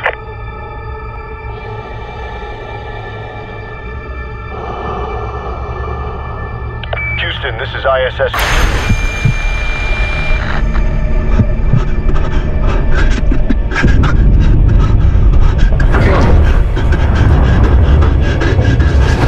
GTA 4 is kind of a big deal for the series because it really tried to take the whole open world thing to a more real level. You play as Niko Bellic, this guy who comes to Liberty City, basically a super detailed New York City clone, hoping to escape his past and maybe find a better life. Of course, things don't go smoothly and you get pulled into all this crime, debt, and shady deals right away. The story is one of the stronger ones in the GTA franchise, at least in terms of tone, because it's less about crazy over-the-top antics and more about Niko's struggles, loyalty, betrayal, and trying to survive in the city that doesn't care about him. The characters feel more grounded than in some other GTA games, and a lot of the humor and dialogue is really sharp, even if it's a little dark sometimes. The gameplay is classic GTA, driving, shooting, and running around the city, but GTA 4 has this weird thing with its physics that makes cars feel heavier, more realistic. Some people love it because it makes driving a bit more tactical, but others find it frustrating because getting from point A to point B can feel slow and clunky compared to GTA 5. The open world is huge and detailed. Liberty City feels alive with pedestrians, traffic, events happening on the streets, and side missions that aren't just filler. You can run taxi missions, do vigilante stuff, or even play pool and go bowling, which adds some flavor. But GTA 4 also has its flaws. The driving and shooting controls, especially when it first came out, felt awkward to a lot of players, and the game's pacing can drag sometimes. Missions aren't always super exciting, and a few of them feel repetitive. Still, there's a lot to love. The city feels alive, the story's more grounded and emotional than people give it credit for, and there's this constant sense of tension where you feel like every choice and every interaction matters. It's not perfect, and it can be frustrating at times, but GTA 4 has a certain vibe that makes it stick. Like you're really walking the streets of Liberty City and living Nico's life, good and bad, even if it's messy and imperfect. Come on, Nico, this is stupid. All for a woman? We should not throw everything away for one girl. This is principle. We do this because we will not be stepped upon. By doing nothing, we let Vlad take everything from us. He takes our pride. Metal Gear Solid 5: The Phantom Pain is kind of insane when you really think about it, because it's this huge open world game that still feels like a really well crafted story, which is not easy to pull off. You play as Venom Snake, who wakes up from a 9-year coma after his old base, Mother Base, gets destroyed in an attack. The story kicks in slow at first, but it's layered, with this mix of revenge, betrayal, and just all the shady stuff that goes on in private armies and secret organizations. It's interesting because the story isn't just in cutscenes. Sometimes you hear it through cassette tapes, sometimes from your soldiers at the base, and sometimes it's just in the environment, like a ruined village or an abandoned outpost that tells you something without words. The gameplay is huge. The world itself is massive, and the game doesn't force you down one path, which makes every mission feel different depending on how you approach it. You can crawl through sand, climb mountains, take helicopters to drop into enemy areas, or just roll in with guns and vehicles. There's a lot of attention to detail in how the world reacts to. If it rains, mud slows you down. Sandstorms mess with visibility, and guards talk to each other in a way that makes it feel alive. You're constantly thinking about your plan, but you also have freedom, which is pretty rare for a game of this scale. Then there's the whole Mother Base thing. You build it, recruit soldiers, send them on missions, and customize weapons and gear. It's not just some side thing, they actually interact with each other, and it changes the dynamic of the game. You start to care about your soldiers because they feel like real people, and there's a subtle story woven in their little interactions. You also get to develop cool gadgets, things like decoys, mine launchers, or rideable vehicles. And you can modify weapons to fit your playstyle, which is way more satisfying than just picking up a gun and shooting. What's really striking about Phantom Pain is how it balances big action moments with quiet ones. There are missions where you're literally alone in the desert at night, thinking about what you're doing and the people you've lost, and then other times it's pure chaos with explosions and helicopters flying around. The game also has a weird, unique history behind it. It was made after Hideo Kojima split from Konami, and you can kind of feel that tension in the way the story touches on betrayal, loyalty, and obsession. Some parts of the story even feel like commentary on the gaming industry itself, which is wild if you notice it. The soundtrack, sound design, and visuals are nuts. Footsteps in sand, enemy chatter, the wind blowing through mountains, it all pulls you in without being over the top. There's a day-night cycle and weather system that actually matters, like guards behave differently, and you can use that to your advantage, or just let it mess with your plans. And the sheer scale of the world, combined with all the little details, makes it feel like you're living in this place, not just playing a level. By the end, Phantom Pain sticks with you, because it's not just a game you finish and forget. There's a sense of melancholy, of what war does to people, and the story doesn't wrap things up neatly. You remember moments, little choices, and even failures. It's one of those games that rewards patience and attention, and it's easy to get lost in it for hours. It's kind of exhausting at times, but in the best way, because the world actually feels alive and dangerous and full of stuff to do. Analysis complete.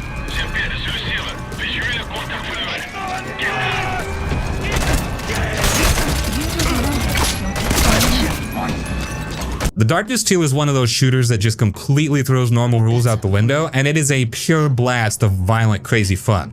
The first thing you notice is the art style, because the developers at Digital Extremes decided to make the whole game look exactly like a living comic book, which is perfect since the game is based on the Top Cow comic series. You play as Jackie S.T.A.L.K.E.R, who is a mob boss in New York, and he is also the wielder of the ancient demonic power called the Darkness. After a failed hit on his life, the Darkness power comes roaring back, and now Jackie has to fight a cult called the Brotherhood, who are trying to steal the power for themselves. The gameplay is what makes this game so sick, because you get to quad wield. That means you are running around with 2 normal guns, like pistols or shotguns, and you also have 2 massive demon arms sticking out of your back. Those demon arms are the best part, because you can use one to grab a guy and hold him in the air while you shoot him with your pistol, and use the other arm to slice him in half or throw a car door at him. It is incredibly satisfying and fast-paced, because the game really wants you to move forward and get into chaotic fights using all 4 of your weapons at once. You also have to remember that the Darkness cannot stand light, so you are constantly running from streetlights and muzzle flashes, or using the demon arms to smash light fixtures to keep the shadows around you. The story is a cool mix of mob drama and supernatural horror, but it has this really sharp dark humor too. Jackie has a sidekick called the Darkling, who is this little annoying goblin imp who follows you around and cracks the funniest and most inappropriate jokes. The game also messes with your head, because there are sequences where you are suddenly pulled into a psychiatric asylum that may or may not be real, and you have to question everything that's happening around you. It is a really unique way to tell the story, and it gives the game a great emotional weight that most shooters skip. The combination of the cel-shaded look with all the gore and the crazy executions just gives the game an aesthetic that nothing else can match. It is a perfect game to revisit if you are tired of the usual military shooters and just want something that feels totally over the top, fast, and wildly creative. Yes, hey. You must be Venus. I'm Jackie, Vinny's friend. Well, any friend of Vinny's is a friend of mine. Why don't you come up to my room? I think I could arrange something special just for you. Follow me, handsome.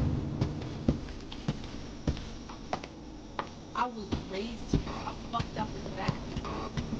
They got just brought you too.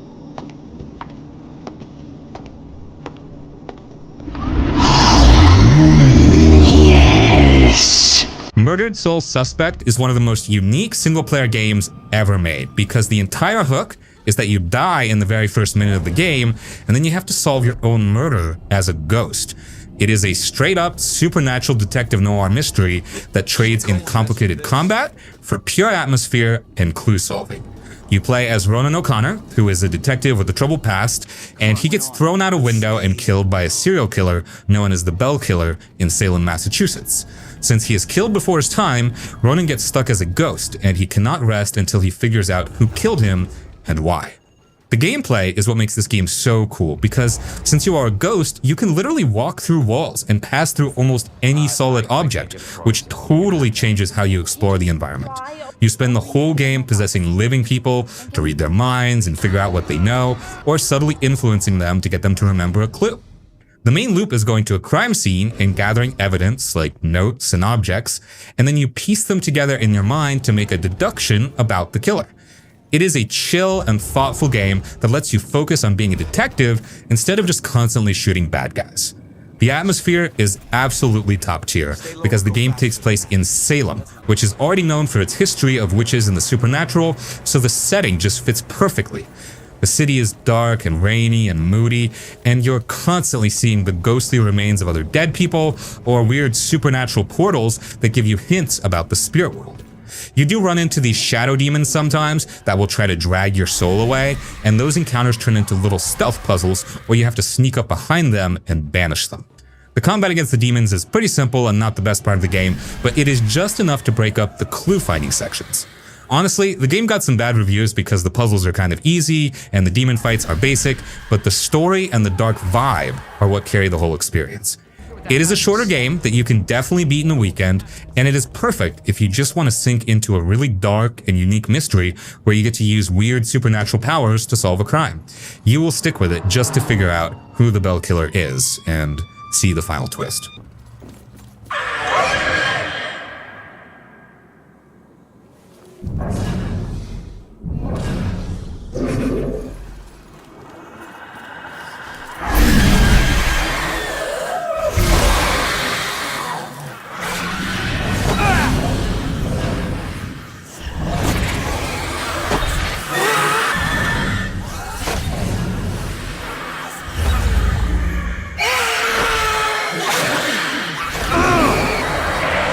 Vampyr is one of those games that really sticks with you because it mixes this dark, emotional story with a gameplay loop that makes you feel constantly torn. You play as Dr. Jonathan Reed, a doctor in London during the 1918 Spanish flu pandemic, which already sets this really grim, heavy tone for the game. Right off the bat, Reed becomes a vampire, so now you're stuck balancing this new monstrous hunger with your role as a doctor trying to help people. The game makes it clear that every choice matters. Every time you feed on someone, it affects the world around you, and sometimes the consequences aren't obvious until much later. People might go missing, crime might rise, or certain characters could disappear entirely. So there's this constant tension between surviving as a vampire and trying to retain your humanity. That's really what makes Vampyr feel different from other action RPGs. It's not just about leveling up and fighting, it's about the moral weight behind your actions. The combat is a mix of melee, ranged, and vampire powers, and it can be pretty fun when you get into it.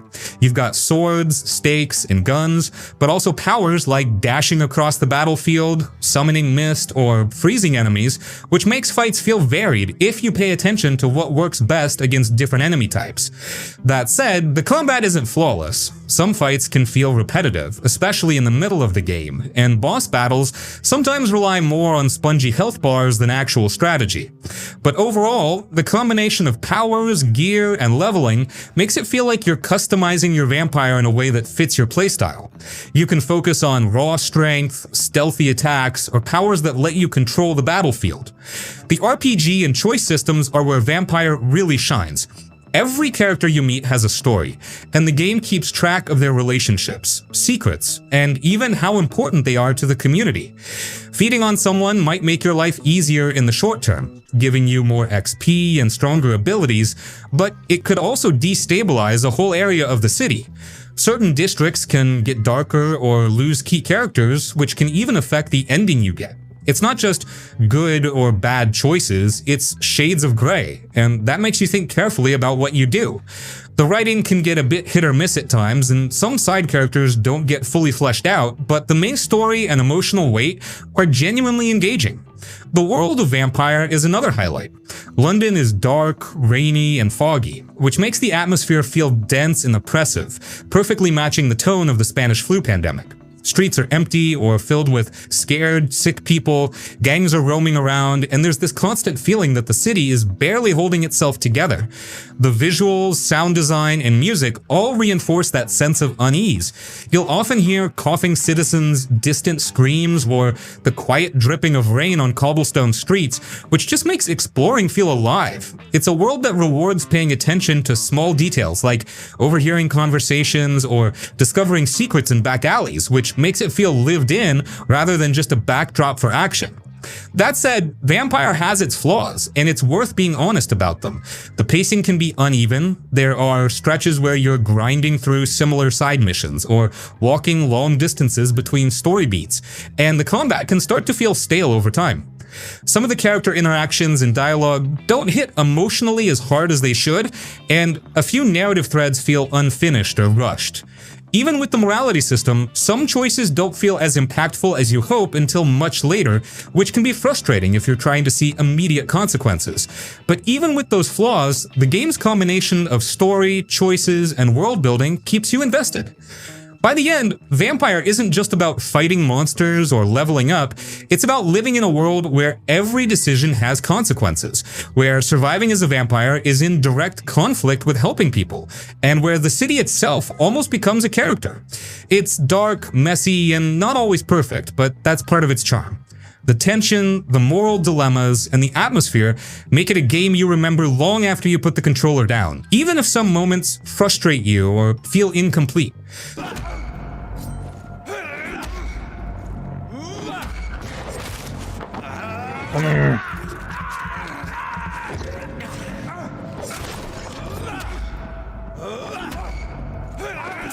Nope.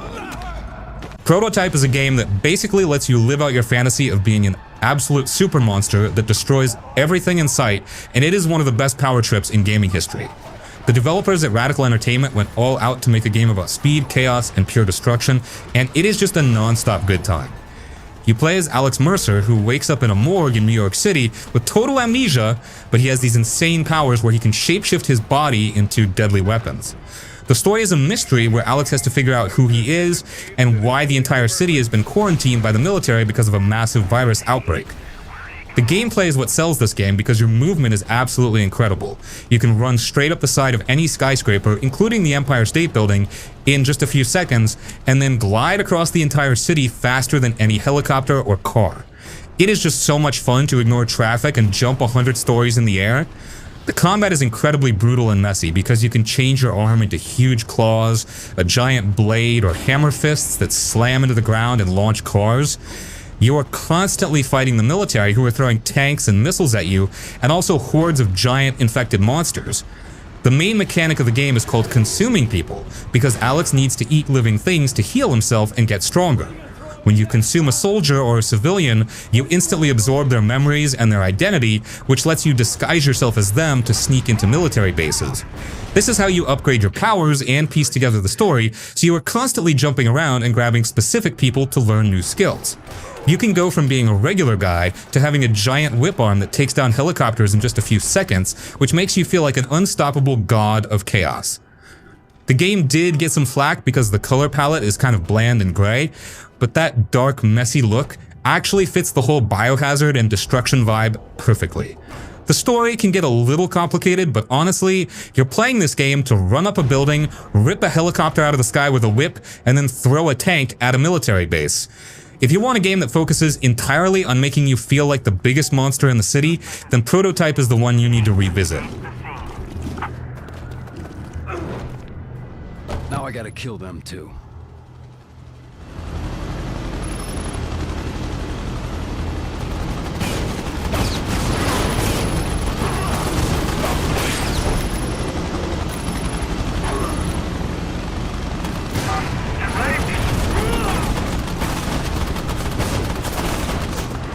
God of War 3 is absolutely bonkers, and it is the kind of game that screams pure revenge and spectacle right from the second you press start.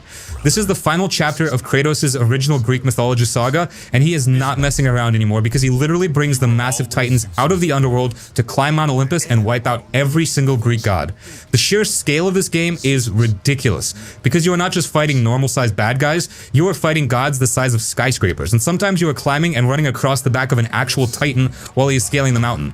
The gameplay perfected the classic hack-and-slash action of the first two games, and it feels incredibly fast and brutal. Kratos is a total tank, and his main weapons are the Blades of Chaos, which are those cool chains attached to his arms.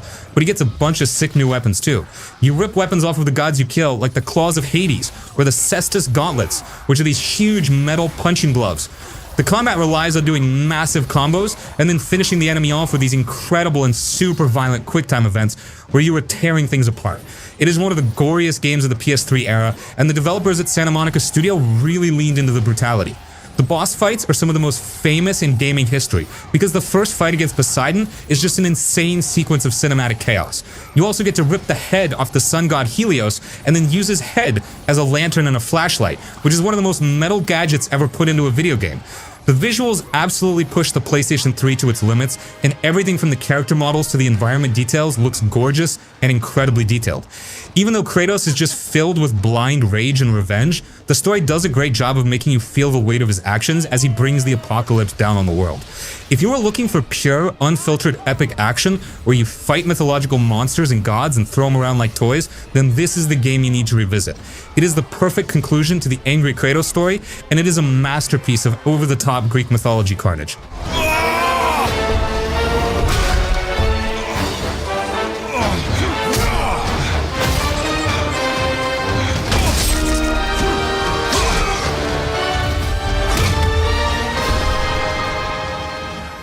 Mirror's Edge is one of those experimental masterpieces that still stands out because nobody else has really managed to copy its style and mechanics. This game came from the developers at DICE, who usually only make massive war games like Battlefield, but they decided to make a first-person parkour game, and it is absolutely genius. You play as Faith Connors, who is a runner in this super clean, white, dystopian city where all communication is tracked and monitored by the government. Runners are basically couriers who use the rooftops to deliver messages outside of the surveillance network. The unique thing about this game is the first-person perspective for the parkour. You are running, jumping, vaulting, and wall running all from Faith's eyes, and the feeling of speed and momentum is honestly unmatched. When you hit a perfect sequence of moves and you are flowing across the rooftops without slowing down, it is one of the most satisfying feelings in gaming. The whole game is designed around getting into that flow state. It uses a mechanic called runner vision, where the ideal path you should take is highlighted in bright red, which helps guide you without cluttering up the clean aesthetic. The visual style is absolutely iconic because the whole city is minimalist, super bright white and clean with stark blue skies, and the only color accents are the red lines that show you where to go. It makes the world feel cold and oppressive, but also beautiful at the same time. The combat is simple because the game actually punishes you for trying to fight back too much. The best way to deal with the guards is to use your momentum to disarm them and steal their gun and then throw it away immediately because Faith is not supposed to be a killer. You have to admit the game can be a little clunky sometimes, especially when you miss a jump and plummet 50 stories to the ground, but that just adds to the tension of the height. It is a short game, but it is so focused on delivering that one perfect feeling of free running across the rooftops that it is totally worth revisiting. If you want a game that feels like a breath of fresh air and looks unlike anything else, this is the one.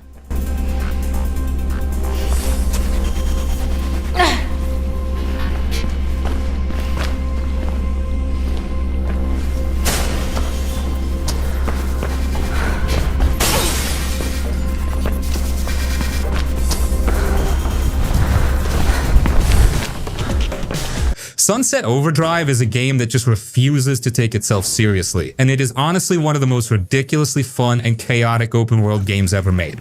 It came from the insane minds at Insomniac Games, who are famous for making Ratchet and Clank, so you know the weapons are going to be absolutely wild. The story is that a giant energy drink company called Fizzco messes up the launch of its new drink called Overcharge, and it instantly turns almost everyone in Sunset City into super violent mutants called ODs. You play as a janitor who survives the outbreak, and you're basically the last normal person in a city full of neon colors, punk rock vibes, and monsters. The gameplay is what sells this game because you are never supposed to stop moving. The city is your playground, and you are constantly grinding on power lines and railings, bouncing off cars and vents, and running along walls to get around. You have to keep this chain of movement going because the faster you move and the more tricks you pull, the more powerful your amps get, which are basically upgrades for your weapons and abilities.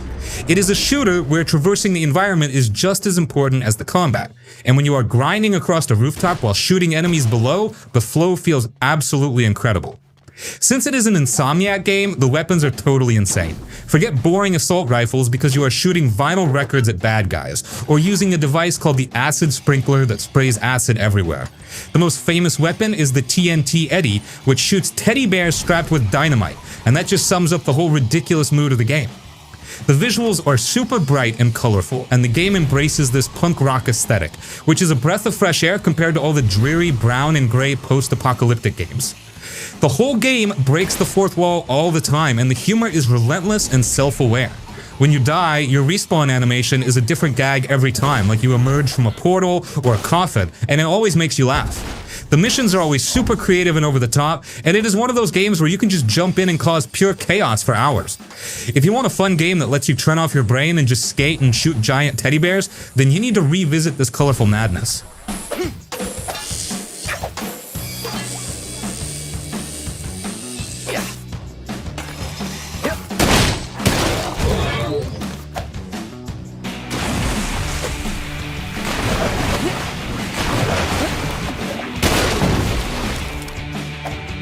The Evil Within is an old-school survival horror that is straight-up freaky. This game is important because it was directed by Shinji Mikami, who is the legendary creator of the Resident Evil series, and he basically went back to his roots to make the tense, limited-resource horror that everyone missed. You play as Detective Sebastian Castellanos, and the story starts with him investigating a mass murder at a mental hospital, but he quickly gets pulled into a shared psychological nightmare world where nothing makes sense. The whole game messes with your head because the environment keeps changing and morphing into new, horrifying locations constantly. The core gameplay is intense survival horror because you are almost always running out of bullets and desperately trying to conserve your resources. The combat is intentionally clumsy and difficult because you are just a regular guy fighting off these insane, grotesque monsters, so every single encounter is stressful. The most important mechanic is the match system because when you finally manage to put a monster down, you have to use a match to burn the body, or else it will just get back up and attack you again. Since matches are also super rare, you're constantly making the difficult choice of whether you should burn one body or save it in the hope of grouping 3 dead bodies together later to save your matches. The atmosphere is absolutely disturbing and gross, and the game throws some truly messed up enemies at you. You have to fight creatures like the Keeper, who's a giant monster with a safe for a head and a hammer covered in barbed wire, and he represents the stress of hoarding resources. There's also a fast spider-like creature called Laura, who is terrifying and relentless and always chases you through tight spaces. The game is packed with deadly traps everywhere like tripwires and spike plates, so you also have to focus on stealth and disarming the environment just to survive. It got some flack when it launched for running a little rough and being incredibly difficult, but that brutal challenge is actually what makes the game so rewarding. The story is pretty confusing and abstract, but it is worth playing just for the sheer tension and the incredible creature design. It is a true return to form for old school horror, and if you want to feel that panic of only having 2 bullets left, then this is the one you need to revisit.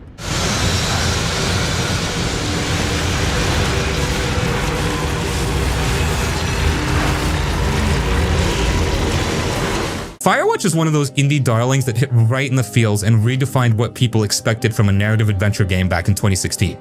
People try to call it a walking sim, and okay, fine, it is, but it is the best walking sim, hands down, because the entire experience is built around this incredible atmosphere and dialogue system. The dev team, Campo Santo, were basically industry veterans who came out of places like Telltale and Cry Entertainment, so they knew exactly how to make a story land hard, even if they only used a few core mechanics. The first thing that hits you is the visual identity, and it is absolutely sick. The artist, Ollie Moss, gave the game the stunning, stylized look that uses these incredible warm colors, especially the oranges and deep reds of the sunsets and the fire haze. It's supposed to be Shoshone National Forest in Wyoming in 1989, and the world they created just looks like a beautiful painting, but you are the only human moving through it. This level of visual style combined with the powerful feeling of complete isolation is what sets the entire mood for the mystery. The core of the game is the radio dialogue between you, Henry, and your supervisor, Delilah. Henry, who is voiced by Rich Sommer from Mad Men, takes this job to escape heavy personal baggage, and his only connection to the outside world is Delilah, who is miles away in another tower. Their conversations are the main engine of the game. It feels so natural and real, not like typical video game dialogue. You use a physical paper map and a compass to navigate the huge open forest, which is great for immersion, and the choices you make on the radio are the only gameplay interactions that really matter because they shape your entire relationship with Delilah and change how she reacts to you later. It starts out super peaceful, just you hiking and reporting smoke, but the game slowly builds this incredible sense of paranoia and dread. You start finding weird fences, locked caves, and strange notes, and you begin to realize someone is listening to your private radio calls. That shift from a chill nature escape to a full-blown psychological thriller is masterful, and it gets genuinely tense because you're all alone out there with no backup. It is a tight, focused story that only runs for about 4 hours, but every single minute is focused on perfecting that atmosphere and those conversations. Yeah, the ending is super divisive because some people expected a huge, literal sci-fi twist, but the game is actually about personal mystery and human choices, and that journey is absolutely worth the price of admission. Oh, look, they decided to have a campfire, too. You know, they color-coded the fire danger signs in case people were illiterate, but I guess that doesn't take into account just plain stupid, does it? Prince of Persia, Sands of the Time. So Prince of Persia Sands of Time came out in 2003, and honestly, this game still rocks. The main thing that makes it special is that rewind time mechanic with the dagger. You mess up a jump, and instead of starting over, you just rewind a few seconds and try again. It's such a simple idea, but it works perfectly and keeps the game from getting frustrating. The movement in this game was insane for its time. The prince just flows through levels, running on walls, swinging on poles, doing flips and all that parkour stuff. Even now, it looks smooth and feels good to control. A lot of games from 2003 are clunky as hell when you go back to them, but this one still plays great because the core mechanics are solid. The whole game takes place in this massive palace, and you're basically solving these big environmental puzzles. You gotta figure out how to get from one area to another using all your moves. The level design is really smart, and when you nail a tough section, it feels awesome. The palace looks cool too, with all that Persian architecture and style that gives it its own vibe. Combat is pretty basic, but it gets the job done. You fight these sand monster things, and you can slow down time or do acrobatic attacks. It's not super deep, but it looks stylish and breaks up the platforming nicely. The dagger powers make you feel badass, which is what matters. What really makes this game stand out is the story presentation. The prince narrates everything like he's telling you this tale, and it just works so well. His voice is great, and the writing is actually good. When you die and rewind, he'll say stuff like, "No wait, that didn't happen," which is a clever way to tie the gameplay into the story. His relationship with Farah develops throughout the game, and you end up caring about both characters. The atmosphere is top-notch. The music has that Middle Eastern sound that fits perfectly. The palace feels mysterious and ancient with all these traps and secrets everywhere. It just sucks you in and makes you want to keep exploring.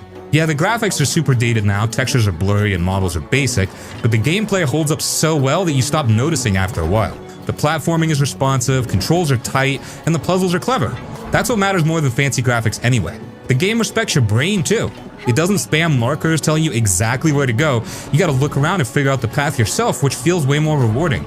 The pacing is solid, no filler or padding, just a focused adventure that takes about 10 hours.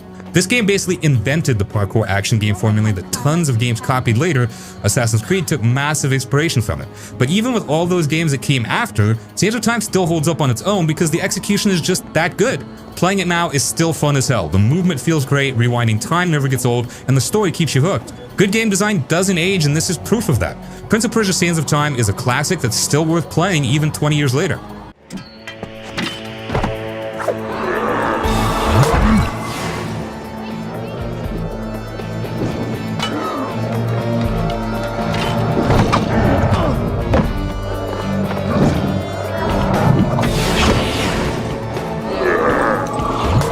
Uncharted II: Among Thieves. So, Uncharted II: Among Thieves came out way back in 2009, and this game is still absolutely incredible, even today. Like, seriously, when you boot this thing up now, it barely feels like it came from the PlayStation 3 era, because Naughty Dog just nailed everything about it. The visuals in this game were mind-blowing when it dropped, and honestly, they still hold up really well. The way Nathan Drake moves through these environments, climbing up ancient temples and jumping across crumbling buildings, it all still feels smooth and natural. The environments are packed with detail and color, from the snowy mountains in Tibet to the lush jungles and busy city streets. Nothing feels empty or lifeless, even after all these years. But what really makes Uncharted 2 age like fine wine is the storytelling and characters. Nathan Drake is just such a likable guy. He cracks jokes and gets himself into these crazy situations, but you actually care about what happens to him. The banter between him and the other characters feels real and natural, not like those stiff, awkward conversations you get in older games. The action set pieces in this game are legendary. That opening scene where you wake up in a train hanging off a cliff immediately hooks you in. Then you got moments like escaping from a collapsing building while a helicopter is shooting at you, or that insane convoy chase through the streets where you're jumping between trucks and fighting bad guys. These moments were incredible in 2009, and they're still thrilling to play through today because they're designed so well. The pacing never lets up, and you always feel like you're in this epic action movie. As for the gameplay itself, it's nothing too crazy, but smooth, and has a perfect balance between shooting, climbing, and puzzle solving. The gunfights are punchy and satisfying. The platforming is fun without being too challenging. Well, unless you are playing on brutal difficulty, then it becomes even harder than some Souls games, to be honest. But anyway, the point is, many games from that era feel really clunky now when you go back to them, but Uncharted 2 still feels responsive and tight. The controls just work, and you're never fighting against the game itself. The level design deserves a lot of credit too. Every chapter feels different and takes you to a new location with its own vibe. You go from museums to war-torn cities to mountain villages to ancient temples, and it never gets boring. The game keeps throwing you new scenarios, so you're always excited to see what comes next. Even replaying it years later, those locations still feel fresh and exciting to explore. One thing that really stands out when you play it now is how focused the whole experience is. The campaign is like 10 to 12 hours, and every single part of it matters. There's no filler, no boring fetch quests, no padding to artificially make the game longer. You just go from one awesome set piece to the next, and the pacing never drags. In a time where every game wants to be 50 hours long with a million icons on the map, Uncharted 2 feels refreshing because it tells its story and ends at the right time. Uncharted 2 basically set the template for action-adventure games that came after it.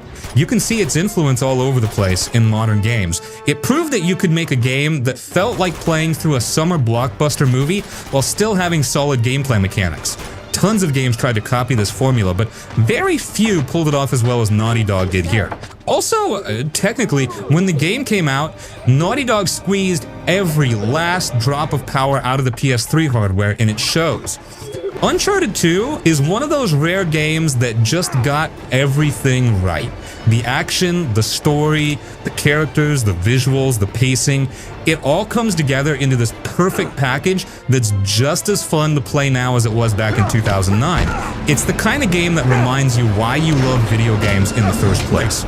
Whether you played it when it first came out or you're discovering it for the first time today, it delivers an incredible adventure that never gets old. That's why it's aged like fine wine and will probably continue to be amazing for years to come. How does that taste?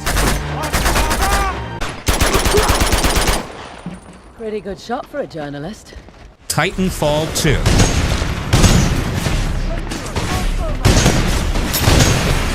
From the very start, Titanfall 2 throws you into a world that's fast, loud, and completely insane. You're not just running around shooting people like every other shooter.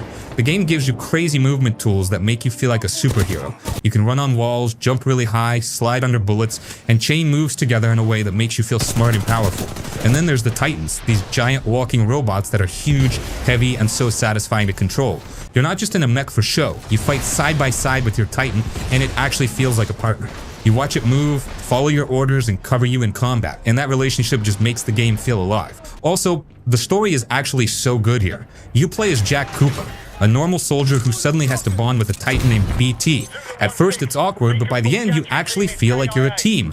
The writing isn't super deep or complicated, but it works because the characters feel real in their own way. The missions in the campaign are unforgettable. One moment you're doing insane parkour across huge buildings, the next you're inside a moving train trying to figure out a puzzle while under fire. The level design is clever. Every map has little tricks and secrets that reward you if you explore. You feel creative because the game lets you tackle fights in different ways. Sometimes sneaky, sometimes all-out crazy shooting, sometimes switching between you and your Titan to pull off cool combos. Even the small details make it memorable. The way the guns feel heavy but responsive, the way the Titans stomp and shake the ground, the way explosions look huge but never confusing, the game never feels unfair. You always know what's going on, but it keeps pushing you to be better. Graphics-wise, it still looks good. The levels have bright colors, futuristic cities, forests, and war-torn bases that all feel different. The sounds hit hard too. The clank of Titans, gunfire, explosions, even the hum of the engines make you feel like you're really in the middle of all this chaos. Titanfall 2 doesn't try to be flashy for no reason. It just makes everything you do feel satisfying. You never get bored because it's fast, clever, and full of surprises. Find new tricks, new paths, new moments that you didn't notice the first time. That's why Titanfall 2 aged so well. Because it's not just basic shooter, the game makes you feel fast, smart, and powerful, and every mission, every fight, every jump feels exciting. It's still the kind of game that makes you want to play it all the way through again.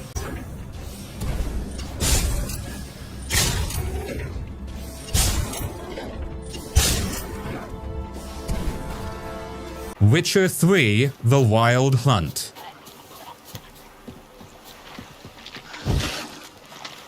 The Witcher 3 is one of those rare games that just doesn't feel old at all. You look at it now, years after it came out, and it still hits in almost every way. The story's huge, full of crazy twists, and it's the kind of story that actually sticks with you. You play as Geralt, a monster hunter. And yeah, you're out hunting monsters, but it's way more than that.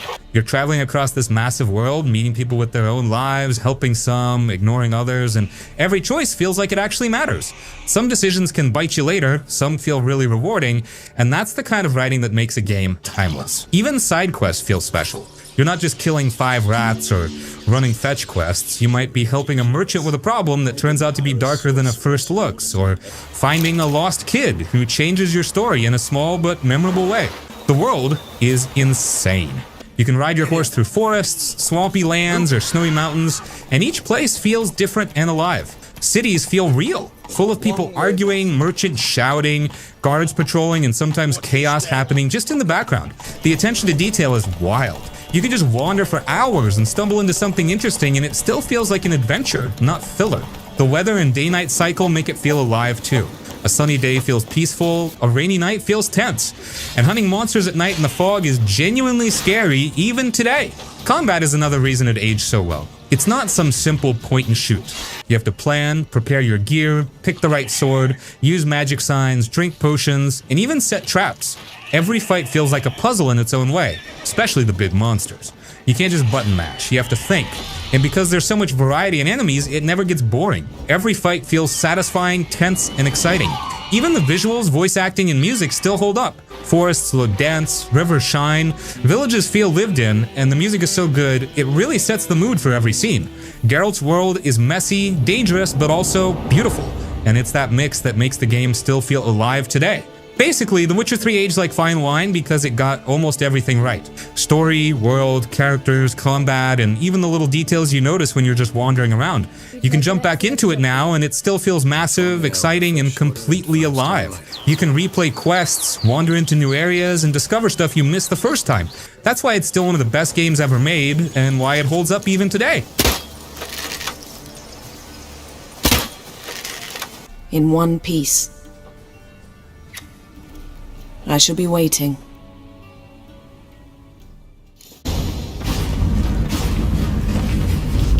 I hate portals. Rise of the Tomb Raider.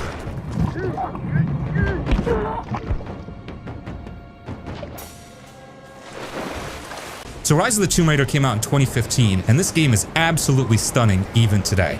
Crystal Dynamics took everything that worked in the 2013 reboot and just made it better in every way. The visuals in this game are still jaw-dropping. You're exploring these snowy mountains in Siberia, and the environments are gorgeous.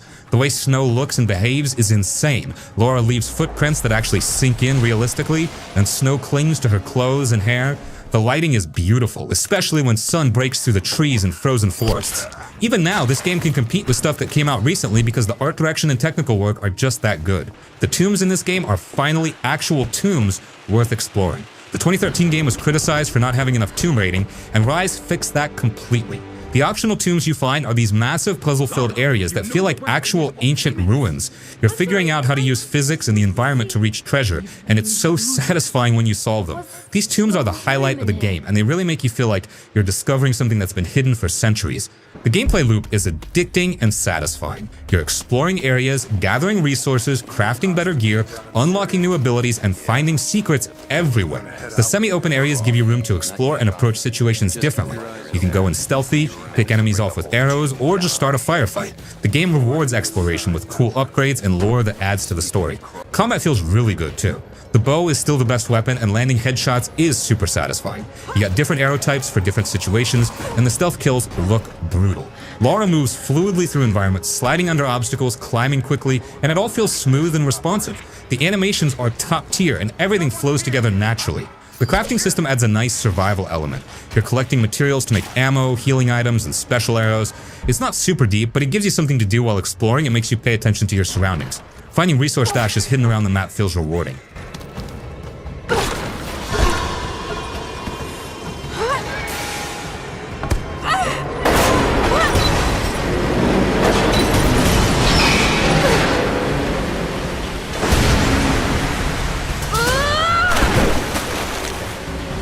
Just Cause 3 came out in 2015, back when big open world games were all about freedom and chaos. This was Avalanche Studios at their peak, the same team that already made Just Cause 2 a cult favorite.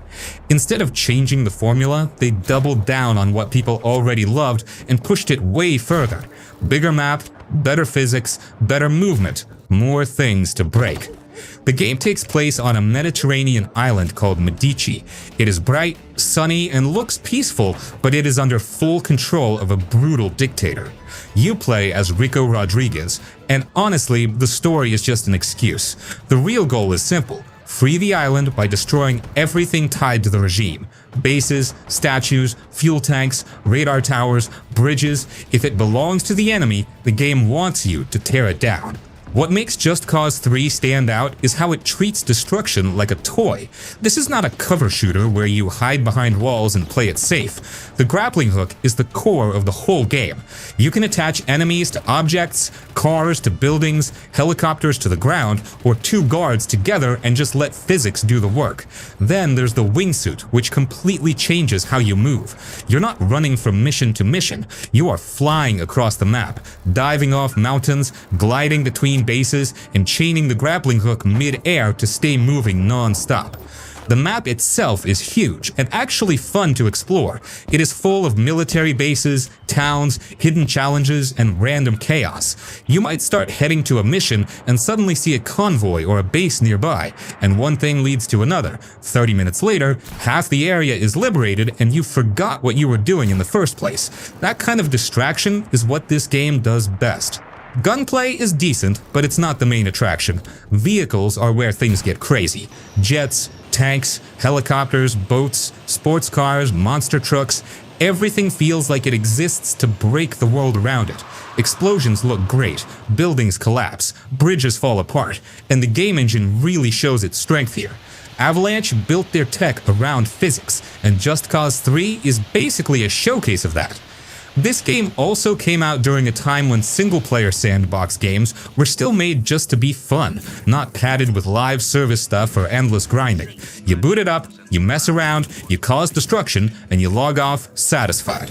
No pressure, no deep systems to memorize, no boring realism. If you're bored right now and want a game that lets you shut your brain off and just enjoy pure freedom, Just Cause 3 still holds up. It's messy, loud, sometimes dumb, but in a very honest way.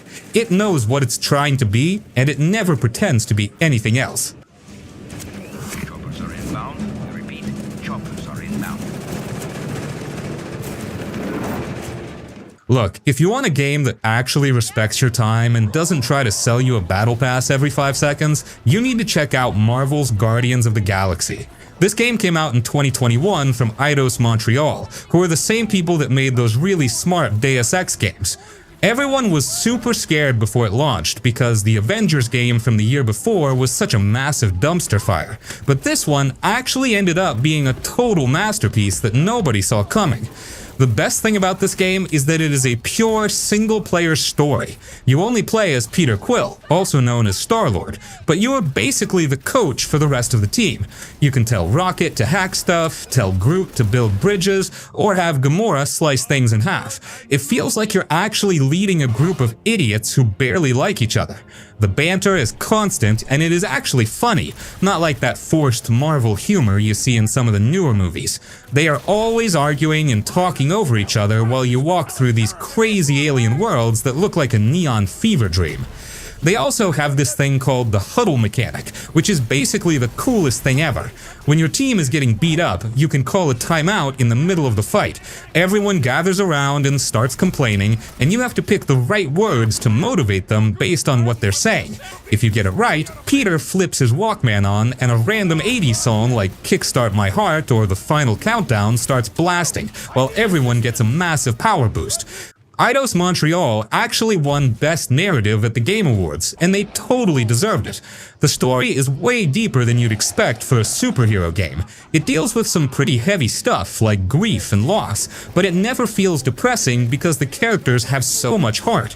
Also, fun fact, the developer actually created a real-life heavy metal album for the fictional band Star-Lord just for this game, because that's where Peter got his name. It's that level of detail that makes the game feel special. It is a total shame that Square Enix said it didn't meet their sales expectations, because it is easily one of the best linear games of the last decade.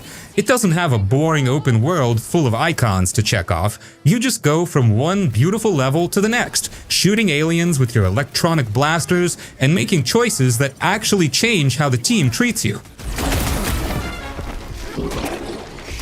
It's like this one doesn't feel pain!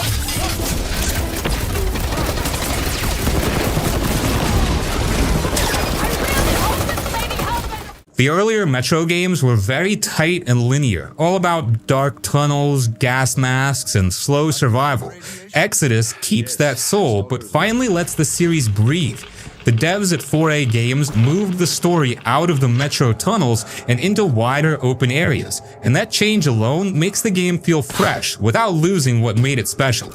You still play as Artyom, still dealing with radiation, broken weapons, and low ammo. That part never goes away. What changes is the structure. Instead of being stuck underground the whole time, you travel across Russia on a train with your crew. Each major area is like a small open world. You explore at your own pace, loot buildings, help strangers, and stumble into danger without the game holding your hand. The gameplay feels slow and heavy in a good way. Guns jam, you clean them by hand, and ammo always feels limited. This is not a run-and-gun shooter. Every fight feels risky, and sometimes avoiding combat is the smarter move. Stealth matters a lot, especially if you want better endings. The game rewards patience instead of chaos. What really sells Metro Exodus is the atmosphere. The world feels quiet, lonely, and broken. You hear wind, creaking metal, distant sounds, and it keeps you on edge even when nothing is happening. Nighttime is especially tense. Mutants come out, visibility drops, and suddenly a simple walk turns into a survival situation. Story-wise, this is still very much a character-driven game. The people on the train feel like a real group, not just quest givers. You talk to them between missions, hear their worries, jokes, and arguments. Those small moments make the journey feel personal. This is one of those games where you actually slow down and listen. Some players did not like the open areas and preferred the old tunnel style. That is fair, but Exodus does something brave. It evolves the series instead of repeating itself.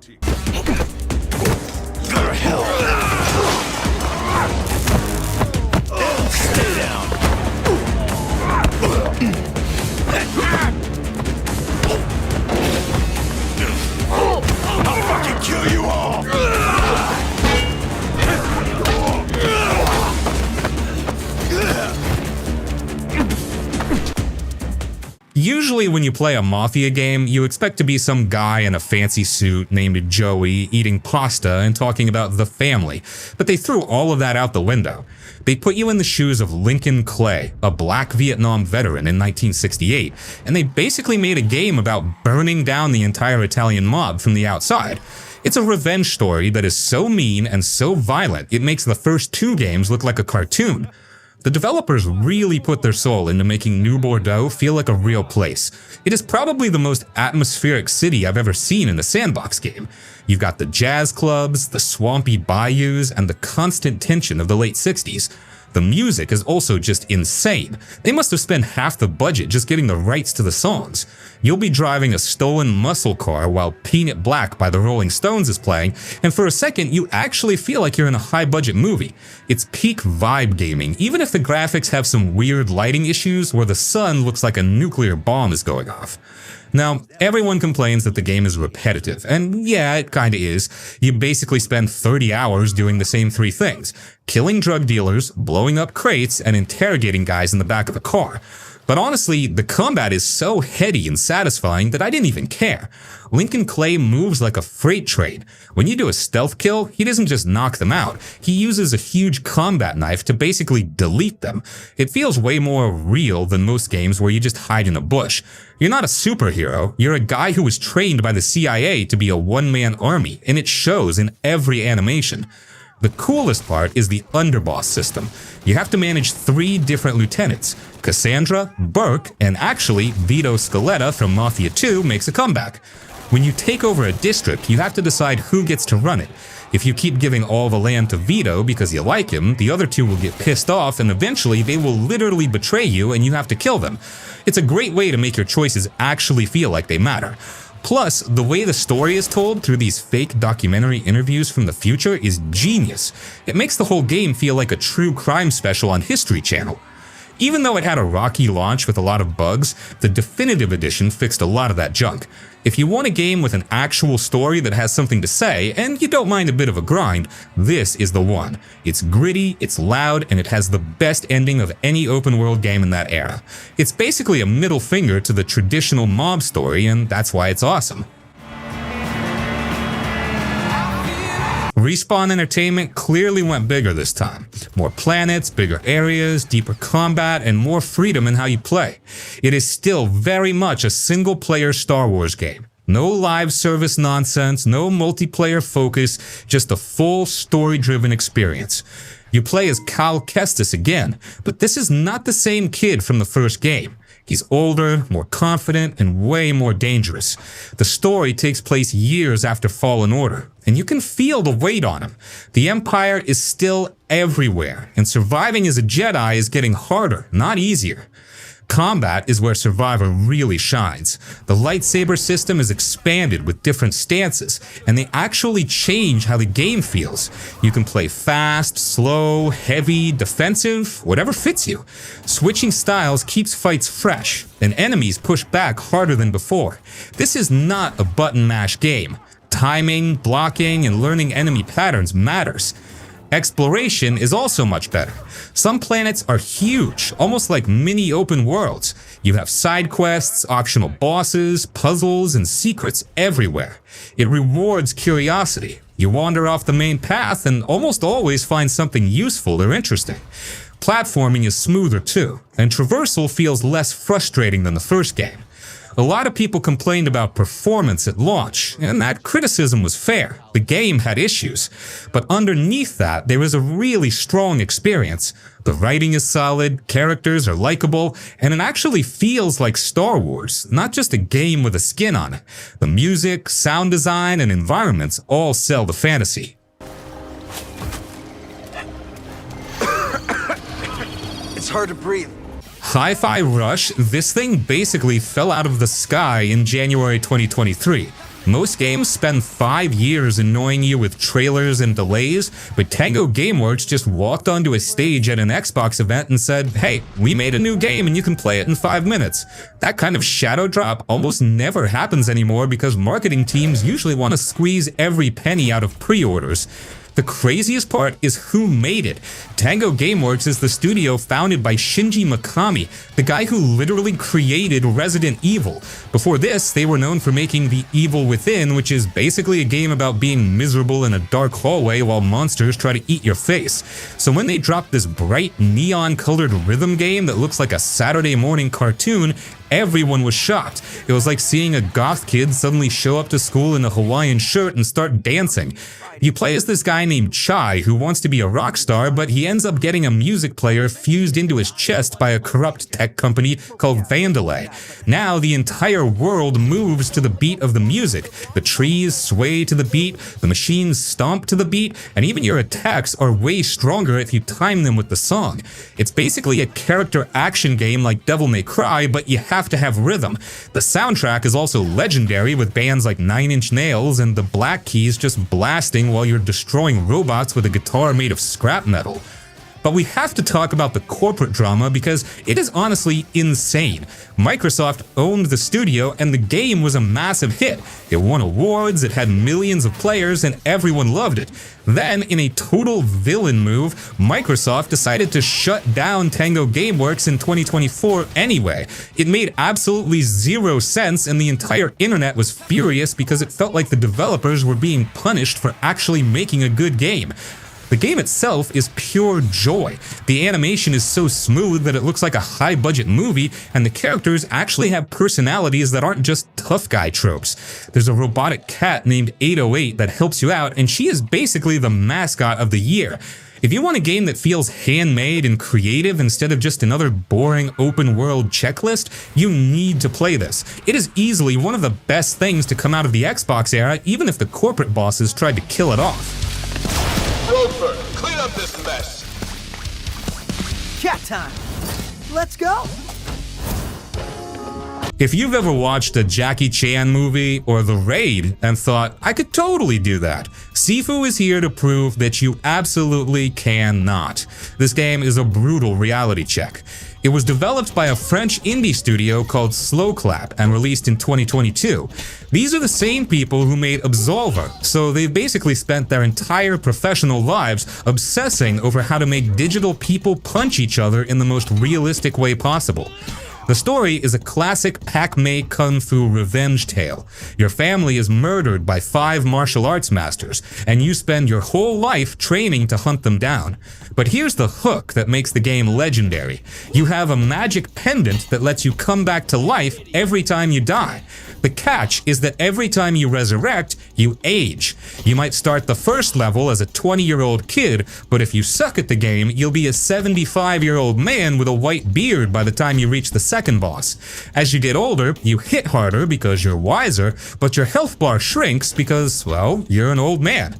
If you die after age 75, it's game over for real. The combat is some of the most satisfying stuff I've ever felt in a game, but it is steep.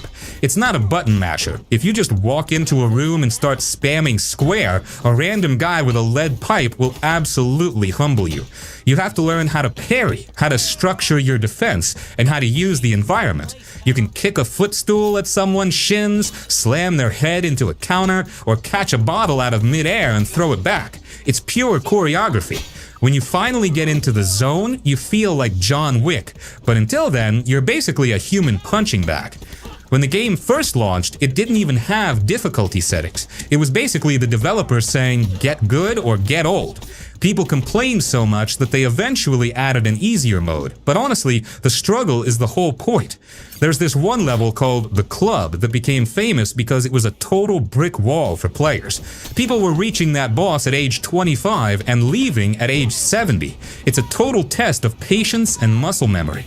Slow Clap clearly loves cinema because the game is full of movie references. There is a whole sequence in a hallway that is a direct 2D tribute to the movie Oldboy, and it's one of the coolest things I've ever played. The art style is also gorgeous. It looks like a moving oil painting, which helps take the edge off the fact that you're getting your teeth kicked in for the 100th time. If you want a game that actually rewards you for learning its systems instead of just holding your hand, Sifu is a masterpiece. Just be prepared to feel very, very old by the time the credits roll.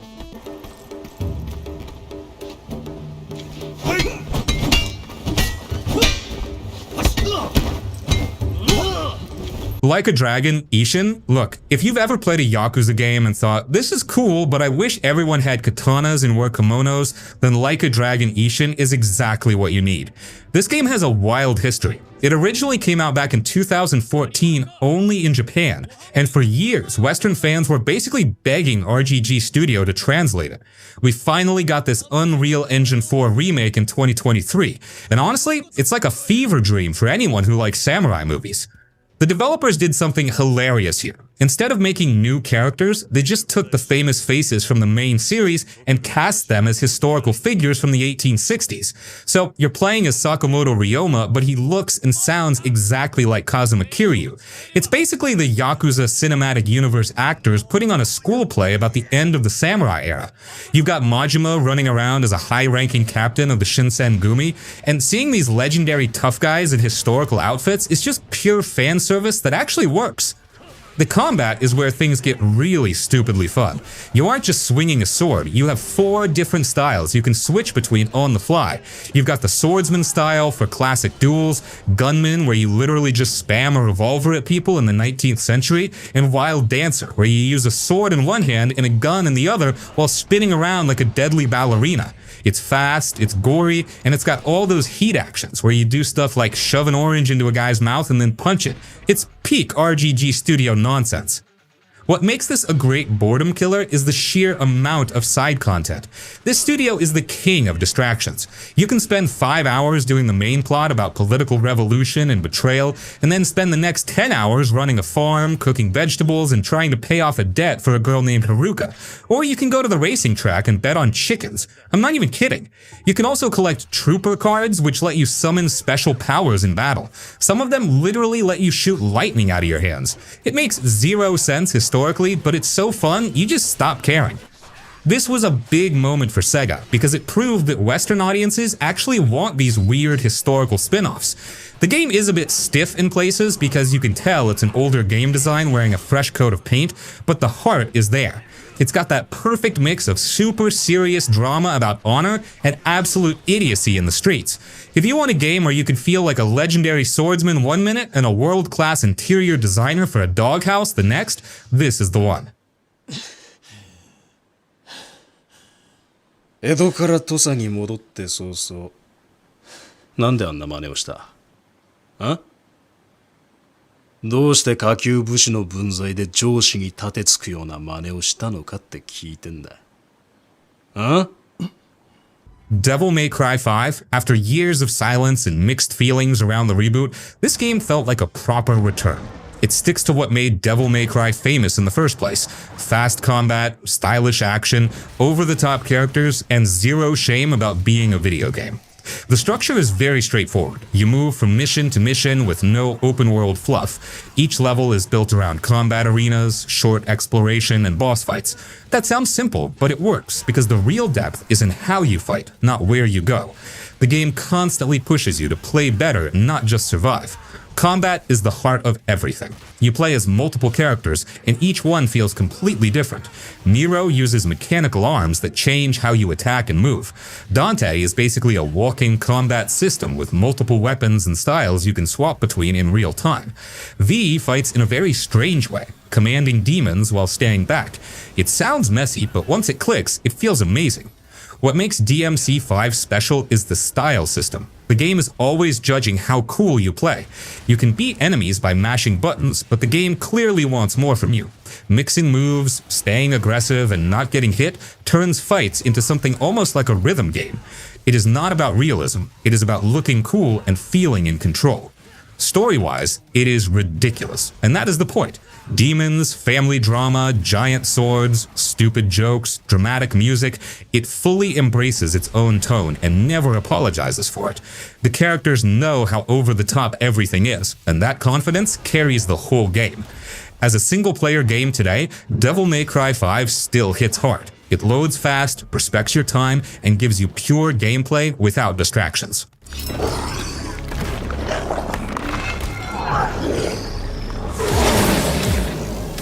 Kena Bridge of Spirits. What makes this game interesting right away is who made it. Ember Lab was not a game studio before this. They were an animation studio. They did short films and animation projects, and Kena was their first ever game. That matters, because the whole game feels like it was made by people who care a lot about visuals, timing, and small details, not just systems and numbers. At first glance, a lot of people thought Kena was a kid's game. Bright colors, cute little creatures, soft music. That first impression fooled many players. Once you actually play it, you realize this game has teeth. It expects you to pay attention. Enemies hit hard, bosses have real patterns, and you cannot just spam attacks and win. That surprise is a big part of why the game stands out. The setting is built around abandoned villages, old temples, and forests that feel quiet and lonely. You play as a spirit guide, someone who helps lost souls move on. The story is told in a very simple way. No long cutscenes every 5 minutes. You learn about people through the world, through short memories, and through what happened to the places they lived in. It feels calm, but also sad in a grounded way. Combat is where the game really earns respect. Kena uses a staff that works as both a melee weapon and a bow. You block, dodge, time your hits, and manage your abilities. Shields break, enemies rush you, and boss fights demand patience. On normal difficulty, it is already serious, and on higher difficulty, it can be punishing. This is not a cozy walking game pretending to be action. It is a real action adventure.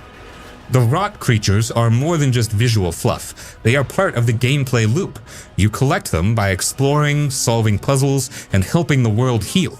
In combat, they let you stun enemies, deal extra damage, or control the battlefield. Outside of combat, they help move objects, open paths, and solve environmental puzzles.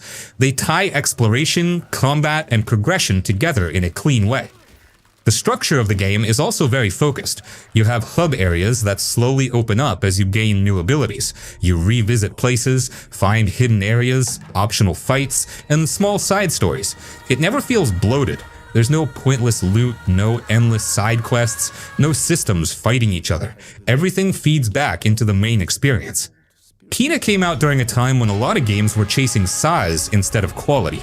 Bigger maps, longer playtime, more filler. Kena did the opposite. It's a tight, well-made, single-player game that knows exactly how long it should be and sticks to it. That confidence shows. Some people did not like the difficulty spike or expected something more relaxed, and that's where most of the complaints come from.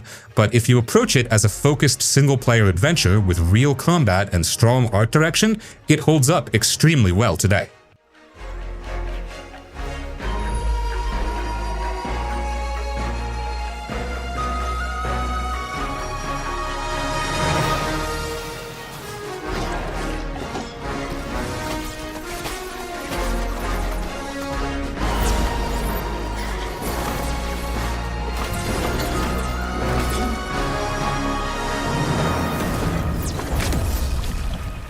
Before Your Eyes, let's pivot for a second, because Before Your Eyes is probably the most unique game on this entire list. This isn't some big budget shooter from a massive studio, it's an indie masterpiece from Goodbye World Games that came out in 2021. If you're bored of pressing the same 3 buttons to shoot things, this game is going to mess with your head, because you literally play it with your eyes. I'm not joking. The game uses your webcam to track your blinking. You play as a soul named Benjamin Bryn who is on a boat with a character called the Ferryman, and he's taking you to the afterlife. To get there, you have to relive your memories. The catch is that every time you blink in real life, the scene fast forwards. You might be having a sweet moment as a kid playing the piano, but if you blink, you're suddenly 5 years older, and that moment is gone forever. It's a genius mechanic because it mimics how life actually feels. You try so hard to hold on to the good times, but you can't keep your eyes open forever. The developers, Goodbye World Games, started this as a college project called Close Your, and it's one of those rare cases where a weird gimmick actually makes the story 10 times more emotional. You find yourself physically straining your eyes, trying not to blink, because you want to hear just one more sentence from your mom, or see one more drawing you made as a kid. It turns the act of playing into this desperate struggle to stay in the moment. Now, a little warning, this game will absolutely destroy you emotionally. By the time you get to the end, you're going to be a mess, and the worst part is that your tears will probably make you blink, which makes the game skip even faster. It's like the game is mocking you for being sad. It's a short experience, maybe 90 minutes, but it stays with you longer than a 100-hour RPG. We've got a long, beautiful day ahead of us. If you want to see what happens when a developer gets handed a $500 million supercomputer and told to make a Pixar movie you can play, you look at Ratchet & Clank Rift Apart. This came out in 2021 from Insomniac Games, and it was basically the only reason to own a PS5 for the first year of its life. While every other studio was still making games that had to run on your dusty old PS4, Insomniac said screw that and built this specifically to flex the power of that new SSD. The whole hook here is the dimension hopping. Because the SSD loads data so fast, you can jump through a literal purple hole in reality and instantly be on a completely different planet with 0 loading screens. Back in the day, you'd have to sit through a 30-second elevator ride or a squeeze through a tight gap animation while the game panicked in the background trying to load the next room. In Rift Apart, it happens in a blink. It's a total flex, and honestly, even 4 years later, it still feels like magic. But the real star of the show isn't even Ratchet, it's Rivet. She's the female Lombax from another dimension who actually has a personality that isn't just, I'm a hero who saves the galaxy. She's a bit cynical, she's a rebel, and she has a cool robot arm. The chemistry between the characters is actually great, and the writing is genuinely heartwarming without being too cringe. It's one of those rare games that your little brother can enjoy, but you'll actually stay awake playing, because the weapons are absolutely unhinged. Since it's an Insomniac game, the guns are the best part. You've got the topiary sprinkler, which literally turns enemies into garden hedges so you can smash them, and the ricochet, which is a ball you can bounce off a guy's head like 5 times in a row. It's chaotic, colorful, and the haptic feedback on the DualSense controller makes every trigger pull feel different. If you pull the trigger halfway, the gun does one thing. Pull it all the way, and it does another. It's the kind of stuff that makes you realize why we keep buying new consoles every 7 years. The only real L this game takes is that it's pretty short. You can 100% the whole thing in about 12 to 15 hours, which for a $70 game had some people crying in the comments back in 2021. But honestly, I'd rather have 10 hours of pure, polished perfection than 80 hours of walking through a desert picking up 500 hidden feathers. It's a snack of a game, but it's a gourmet snack. does Pierre have? Maybe the fixer will help finish them off. Watch Dogs 2. This is the game where Ubisoft figured out how to let loose and have some fun. You're Marcus Holloway, a hacker who's part of DedSec, this quirky little crew fighting against big corporations. But unlike the first game's overly serious tone, this one is bright, chaotic, it doesn't take itself too seriously. San Francisco is your playground, and wow, does it look good. The streets feel alive, there are street performers, random NPCs having arguments, and all the little details that make it feel like more than just a map. You can climb rooftops, zip through traffic, or just wander around messing with people's cars. I mean, it's impossible not to laugh when you hack a car and send it speeding off into chaos. The hiking system is where the magic happens. The amount of stuff you can mess with is wild.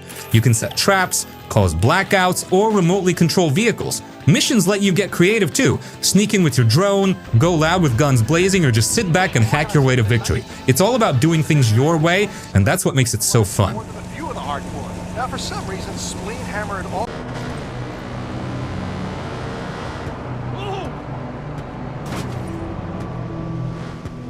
Lost Judgment is the kind of open-world game that feels like it was made with care. It's not the biggest or the most sprawling, but every inch of it feels alive and packed with personality. You play as Takayuki Yagami, a private detective juggling murder mysteries, high school drama, and a whole lot of street fights. It's a mix of intense storytelling and a world that's just so fun to mess around in. The cities of Kamurocho and Izazaki Ijinsho are small compared to other open-world games, but they're dense with detail.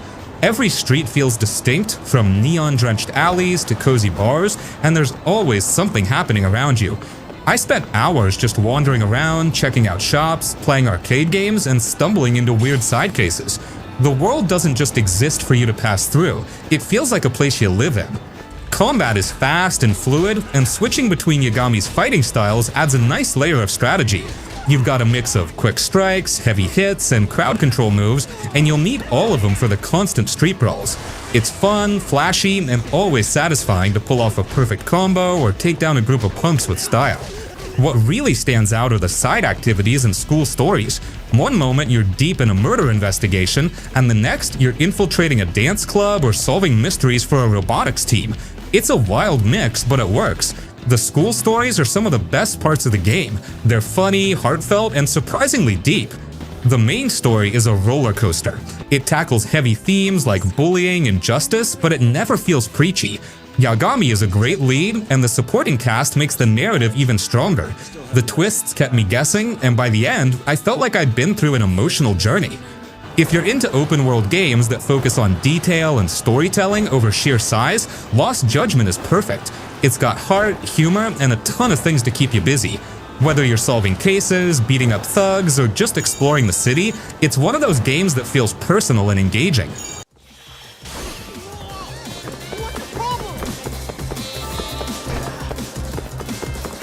Won't get away.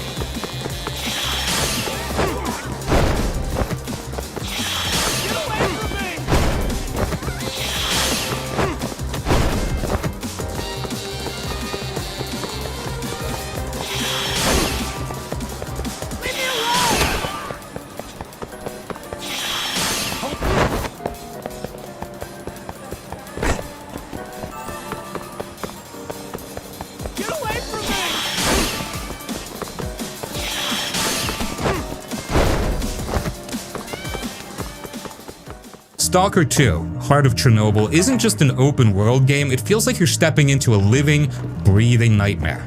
Set in the exclusion zone around Chernobyl, the world is eerie, unpredictable, and full of danger. You play as a stalker, exploring this radioactive wasteland in search of rare artifacts while trying to survive mutants, anomalies, and desperate humans. The zone itself is unforgettable. It's not massive like other open-world games, but it doesn't need to be. Every inch of it is packed with tension. You never know what's around the corner. Anomalies might fry you in seconds, mutants could leap out of nowhere, or another stalker might decide to take you down for your gear.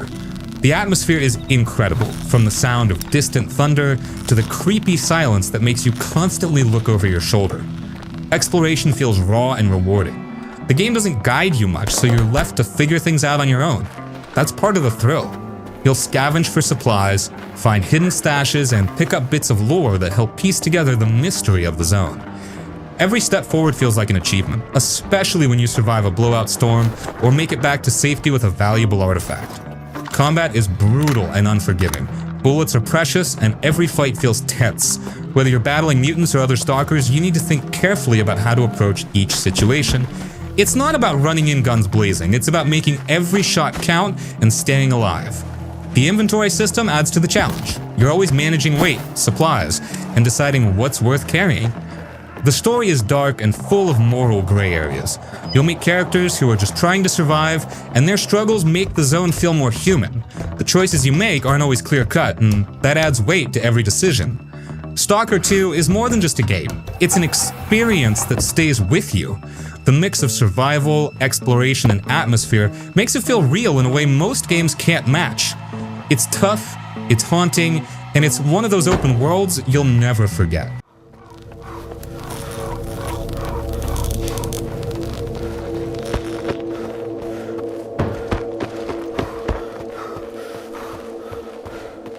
Fallout 3 is the kind of game that throws you into a world and says, good luck!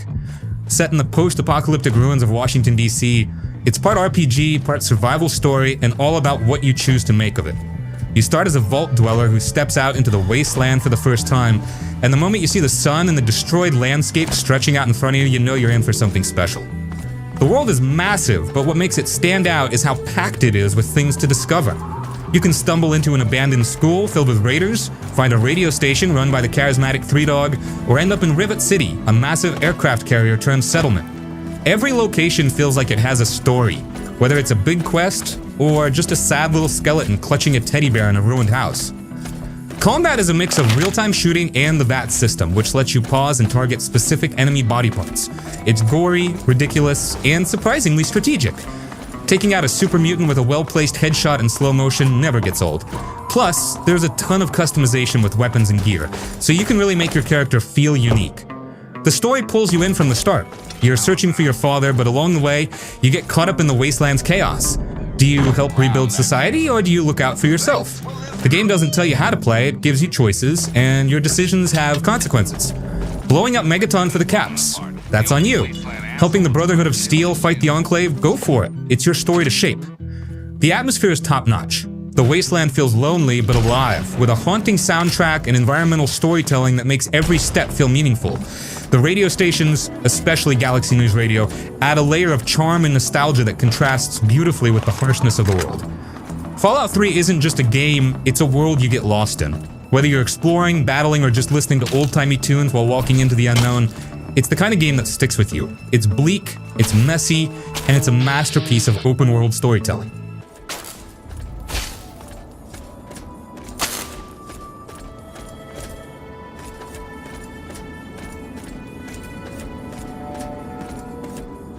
Far Cry Primal is Far Cry without the guns and explosions, but somehow it works. You're Takar, a caveman in the Stone Age trying to build up your tribe while everything in the wild tries to kill you. It's all about surviving, hunting, and fighting rival tribes, and honestly, it's a lot of fun. The world of Ulros is gorgeous. You've got dense forests, icy mountains, and open fields, all filled with wildlife that feels alive. Sometimes a deer runs past, and other times a pack of wolves decides your dinner. It's intense, but it makes the world feel dangerous in a good way. The combat is simple but satisfying. You've got spears, bows, and clubs, and everything feels brutal and up close. Taming animals is probably the coolest part. You can have a wolf fight by your side or ride a mammoth into battle. It's such a great way to make you feel like the king of the wild. There's no modern dialogue, everyone speaks in this ancient language with subtitles, which is weird at first, but makes everything feel authentic. The crafting is straightforward too. You gather stuff like wood, stone, and animal skins to upgrade weapons or build your village. It keeps you busy without feeling overwhelming. The story is pretty basic, survive, grow your tribe, and take down rival groups, but it gets the job done. It's not about complex characters or twists, it's about the experience of living in this raw, dangerous world. Far Cry Primal might not be for everyone, but if you're looking for something different, it's worth a shot. It's immersive, simple, and just plain fun to run around in a world where you're not at the top of the food chain. It's like a prehistoric sandbox, and once you get into it, it's hard to put down.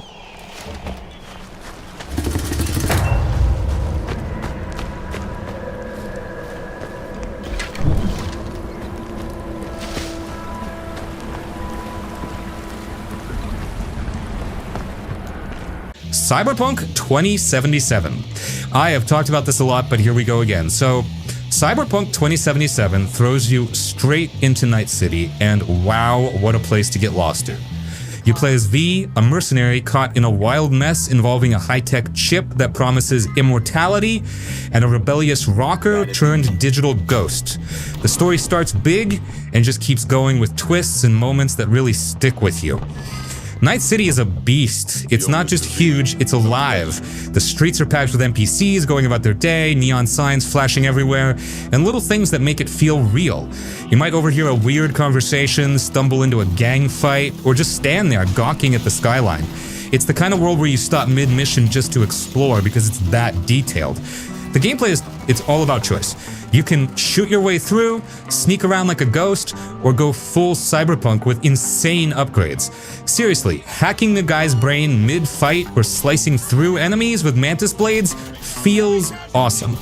The customization is wild too. Your weapons, abilities, and even your body mods let you create a playstyle that's completely yours. But the characters, man, that's what sells it. Johnny Silverhand, Keanu Reeves, is such a complicated, unpredictable character, and his back and forth with V is one of the game's best parts. And the side quests, some of them hit harder than the main story. You'll meet characters that make you laugh, break your heart, or leave you questioning what you just did. Visually, it's jaw-dropping. Night City at night with the neon lights and rain-soaked streets is like stepping into a sci-fi dream. And the music? Absolute fire. It nails the mood, whether you're in a high-speed chase or just cruising through the city. Yeah, the launch was rough, no question, but with all the updates, the game is in a solid place now. If you've been waiting to jump in, it's worth it. Cyberpunk 2077 is messy in spots, sure, but it's also bold, immersive, and full of moments that'll stick with you long after you're done. Who gives a shit about motives? Ends justify the means, and right now your end is to survive. Kingdom Come Deliverance is one of those games that throws you into a medieval world and says, figure it out, you dumbhole. Well, not really. But hey, you're not a hero. You ain't a damn knight either, nor some frickin' chosen one. You are just a dude called Henry, a blacksmith's son who starts off barely able to hold a sword. What makes this game so special is how grounded it is. No dragons, no magic, just the brutal, dirty, and fascinating reality of 1400s Bohemia. The world is ridiculously detailed. You're wandering through forests that feel alive, stumbling onto tiny villages that look like they were ripped straight out of history books, and running into random events that make the world feel unpredictable. It's not just pretty scenery. Everything you see has purpose. Whether it's a road leading to a hidden mill or a castle looming in the distance, it all feels real. The gameplay is, well, it's tough. No sugarcoating that. The combat system is like a medieval duel simulator. You're managing stamina, aiming your strikes, and trying not to get smacked in the face. At first it feels clunky, but once it clicks, it's incredibly rewarding. Winning your first proper sword fight feels like an actual accomplishment. And it's not just about combat. You'll be hunting, picking locks, and even learning to read, which takes actual in-game effort. The story is surprisingly personal. You're not saving the world, you're just trying to get revenge for your family while navigating a world full of politics, war, and people way above your pay grade. Henry's journey feels grounded, and the characters you meet along the way are well written and memorable. Some will help you, some will try to screw you over, and all of them feel like they belong in this world. What stands out the most is the realism. You're not eating random herbs to heal instantly, you need food, sleep, and proper armor to survive. Even your clothes matter. If you're walking around in dirty rags, don't expect nobles to take you seriously. It's all about immersion, and the game nails it. Kingdom Come Deliverance isn't for everyone. It's slow, challenging, and can feel overwhelming at first. But if you're into detailed, realistic open worlds and love the idea of really living in a historical setting, this game is worth every minute. It's a rough, beautiful, and unforgettable dive into medieval life.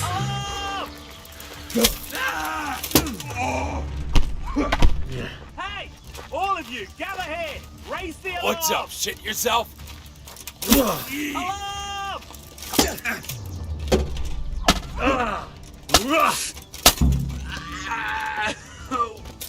Ghost of Tsushima is one of those games that grabs you with its beauty and doesn't let go. Set in feudal Japan, you play as Jin Sakai, a samurai fighting to reclaim his homeland from a Mongol invasion. The story's all about honor, loyalty, and the cost of survival.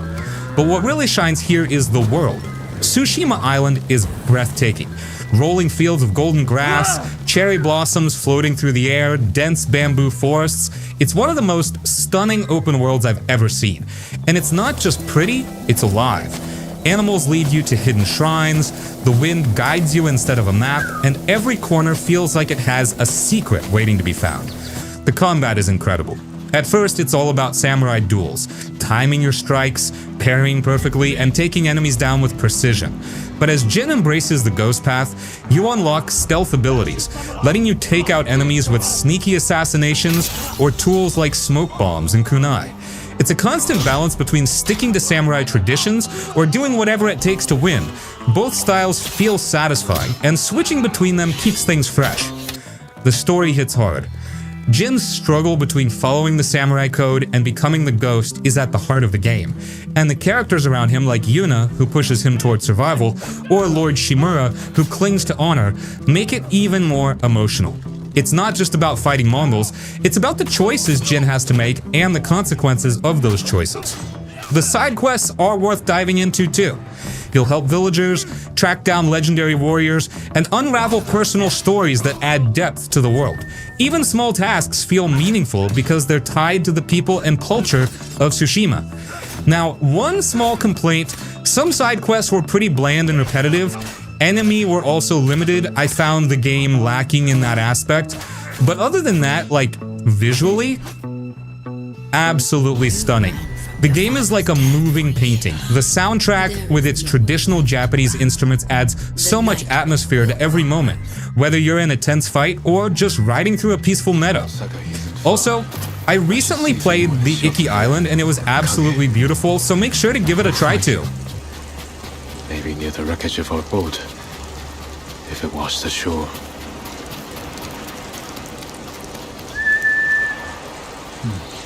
Where'd you get off to? Red Dead Redemption 2. What can I even say that hasn't been said already 100 times? Because damn man, this thing is the ultimate game of all time for me. It's a journey that pulls you into the Wild West and makes you feel like you're actually living it. You play as Arthur Morgan, an outlaw in the Vanderlyn gang, trying to survive in a world that's leaving outlaws behind.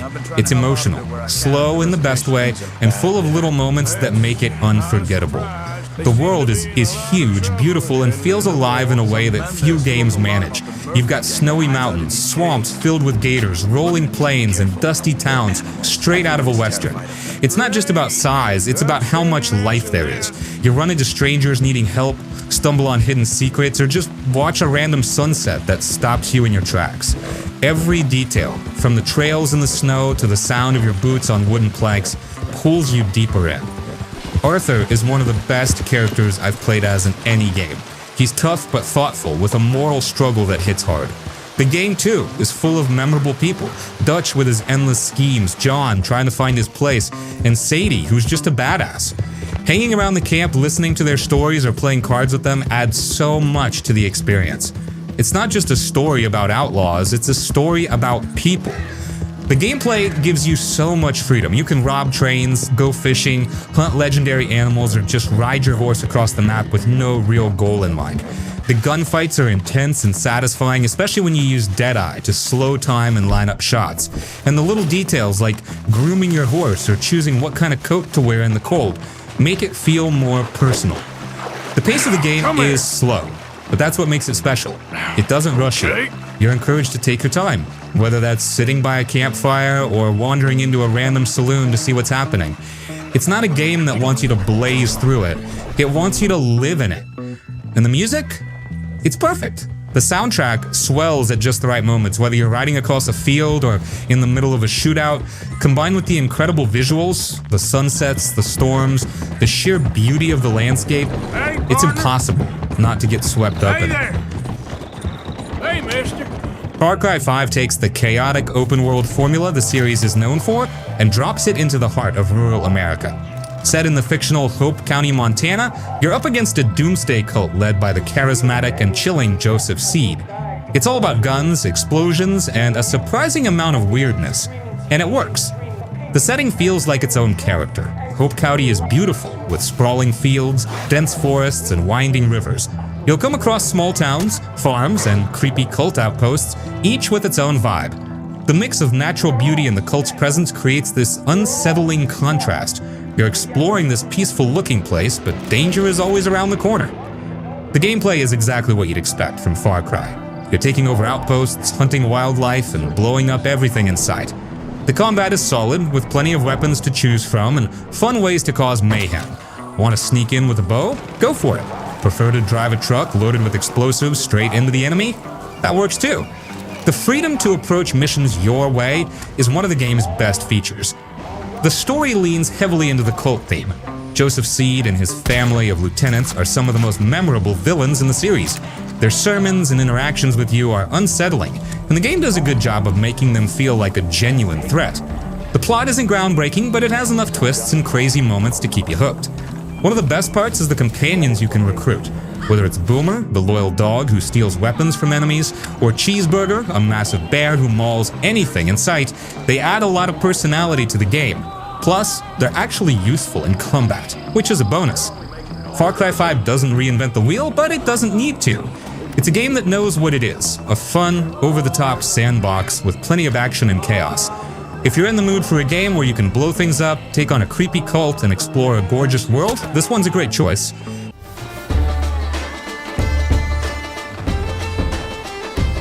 Dragon's Dogma 2 builds on everything that made the original special. Dynamic combat, a detailed world, and its unique pawn system. But it also comes with its fair share of baggage. Yeah, the launch was rough. Bugs, performance hiccups, and some players struggling to even load the game properly. Let's just say it wasn't the smoothest start. But here's the thing, if you stick with it, Dragon's Dogma 2 offers something incredible. The combat is as good as ever, maybe even better. If you've never played Dragon's Dogma before, imagine an action RPG where every fight feels personal. You're not just swinging a sword, you're climbing onto a griffin, hacking away at its wings mid-flight, or timing a perfect magic spell to nuke an entire swarm of goblins. It's visceral, it's chaotic, and it's incredibly rewarding when you nail it. The pawns are back too, your AI-controlled companions, and they're way smarter this time around. They don't just follow you, they learn from you. If you keep fighting the same kind of enemy, they'll start figuring out better strategies, calling out weaknesses, and even reminding you of what worked last time. It's like having a mini-squad that actually contributes instead of just standing around. Now, let's talk about the world. It's massive, but more importantly, it feels alive. Every town, forest, and dungeon has something worth checking out. The game doesn't just hand you markers and say, go here. It encourages you to wander and stumble into moments that feel unique, like finding a hidden cave with loot you didn't expect, or running into a monster way above your level and realizing you need to run for your life. The story goes deeper this time, which is a big upgrade from the original's more straightforward plot. It's still centered around the dragon, but now there's layers of politics, factions, and choices that make you feel like you're genuinely impacting the world. And let me tell you, some of the twists hit hard. Visually, the game is stunning. The RE engine makes everything pop. Armor glinting in the sunlight, monsters looking absolutely terrifying up close, and landscapes that make you want to stop and just take it all in. It's a world you want to live in, even with all the deadly creatures lurking around. Here's the bottom line. Dragon's Dogma 2 had a rocky start, but it's worth pushing through. The combat, the exploration, and the sheer sense of adventure make it a standout in the RPG genre. If you're a fan of the first game or just love the idea of battling massive monsters in a detailed fantasy world, this is a ride you don't want to miss.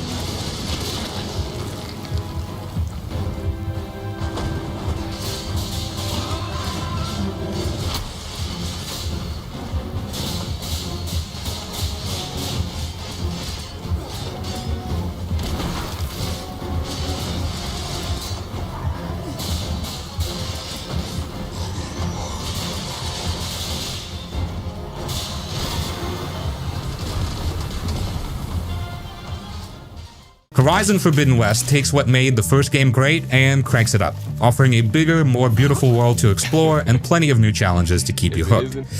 You're back as Aloy, the red-haired badass on a mission to save a world that's teetering on the edge of collapse. This time, the stakes are even higher, and the journey takes you into the mysterious Forbidden West. First off, the world is jaw-droppingly gorgeous. The landscapes are insanely detailed, from lush jungles and sandy beaches to ruined cities reclaimed by nature. You'll stop constantly just to take it all in. The water in particular is stunning, and with the addition of underwater exploration, you'll be diving in the lakes and oceans to uncover even more secrets. The gameplay feels tighter and more varied. Combat still has that satisfying mix of strategy and action, where you're scanning machines for weak points and deciding whether to go for a stealthy takedown or an all-out fight. The new machines are wild, some are terrifying, and others are just straight up impressive in how they move and fight. And then there are the weapons.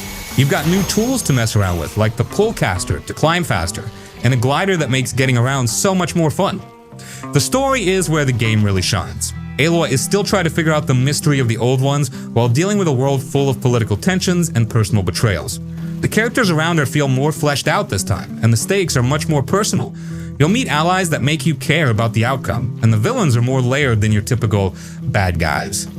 Side quests and activities are a huge step up. They're not just filler, they feel meaningful. Whether you're helping a tribe defend their territory, uncovering secrets of the past, or taking down a massive Thunderjaw, everything feels tied to the world and its story.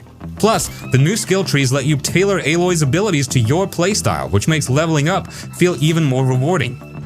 The game isn't perfect, it's massive, and sometimes the pacing can feel a little stretched, but the good outweighs the minor annoyances. Whether you're gliding over a stunning vista or locking horns with a machine 3 times your size, it's an adventure you won't forget.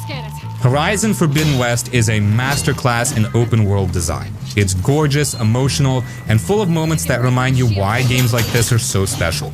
If you love Zero Dawn or just want a world you can lose yourself in, this is a must-play.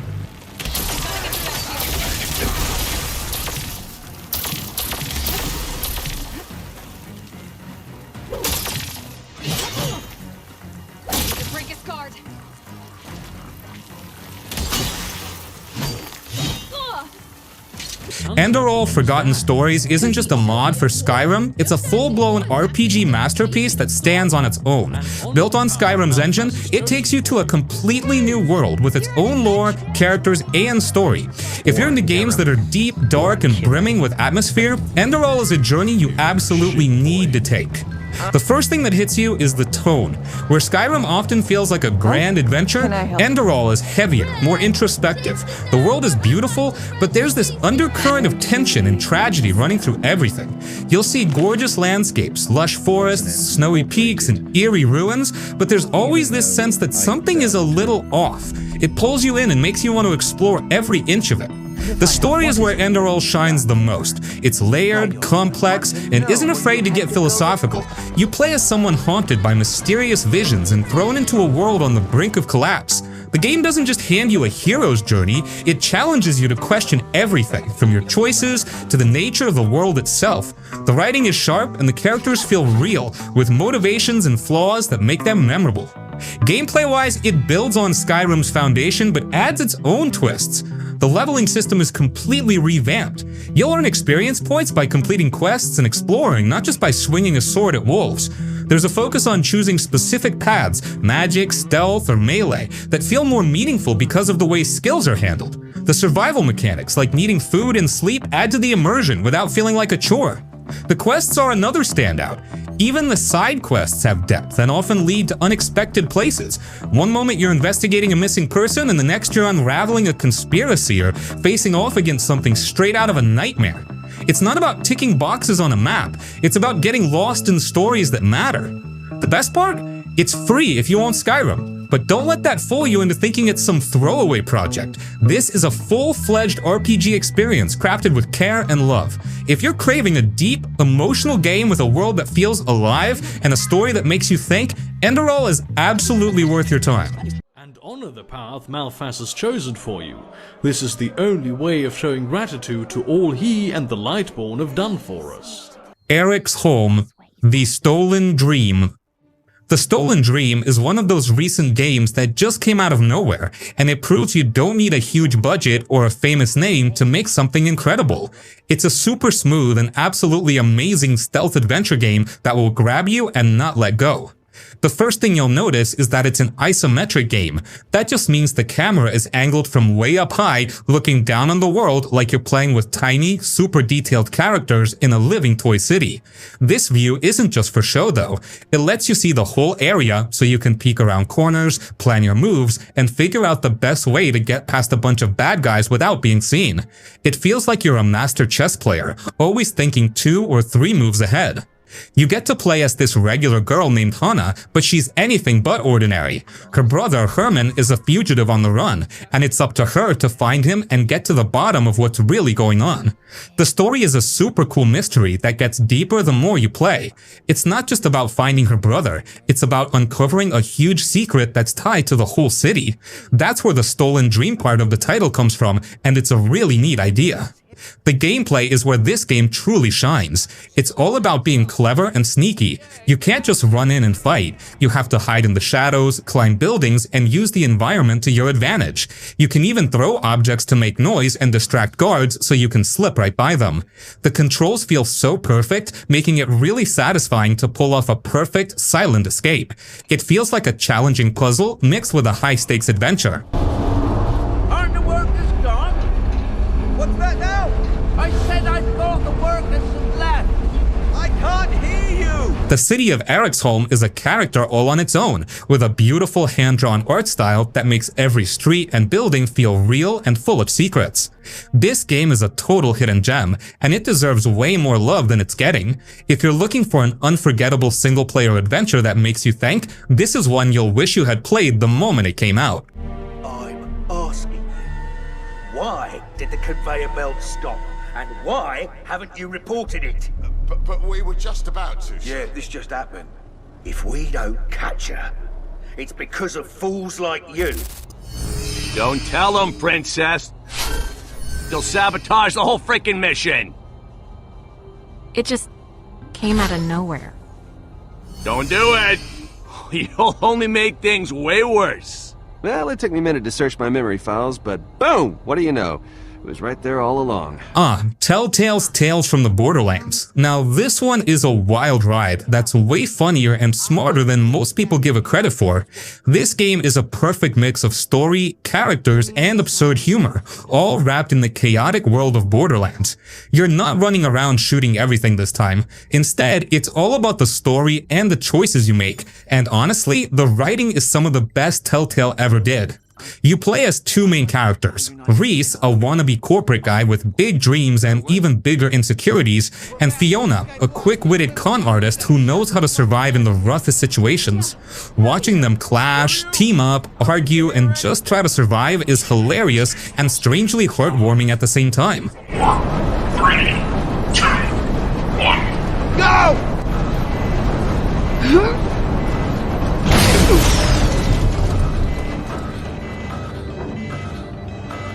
So then why are the alarms still going? They're not perfect, they're kind of ridiculous, and that's exactly why you end up rooting for them.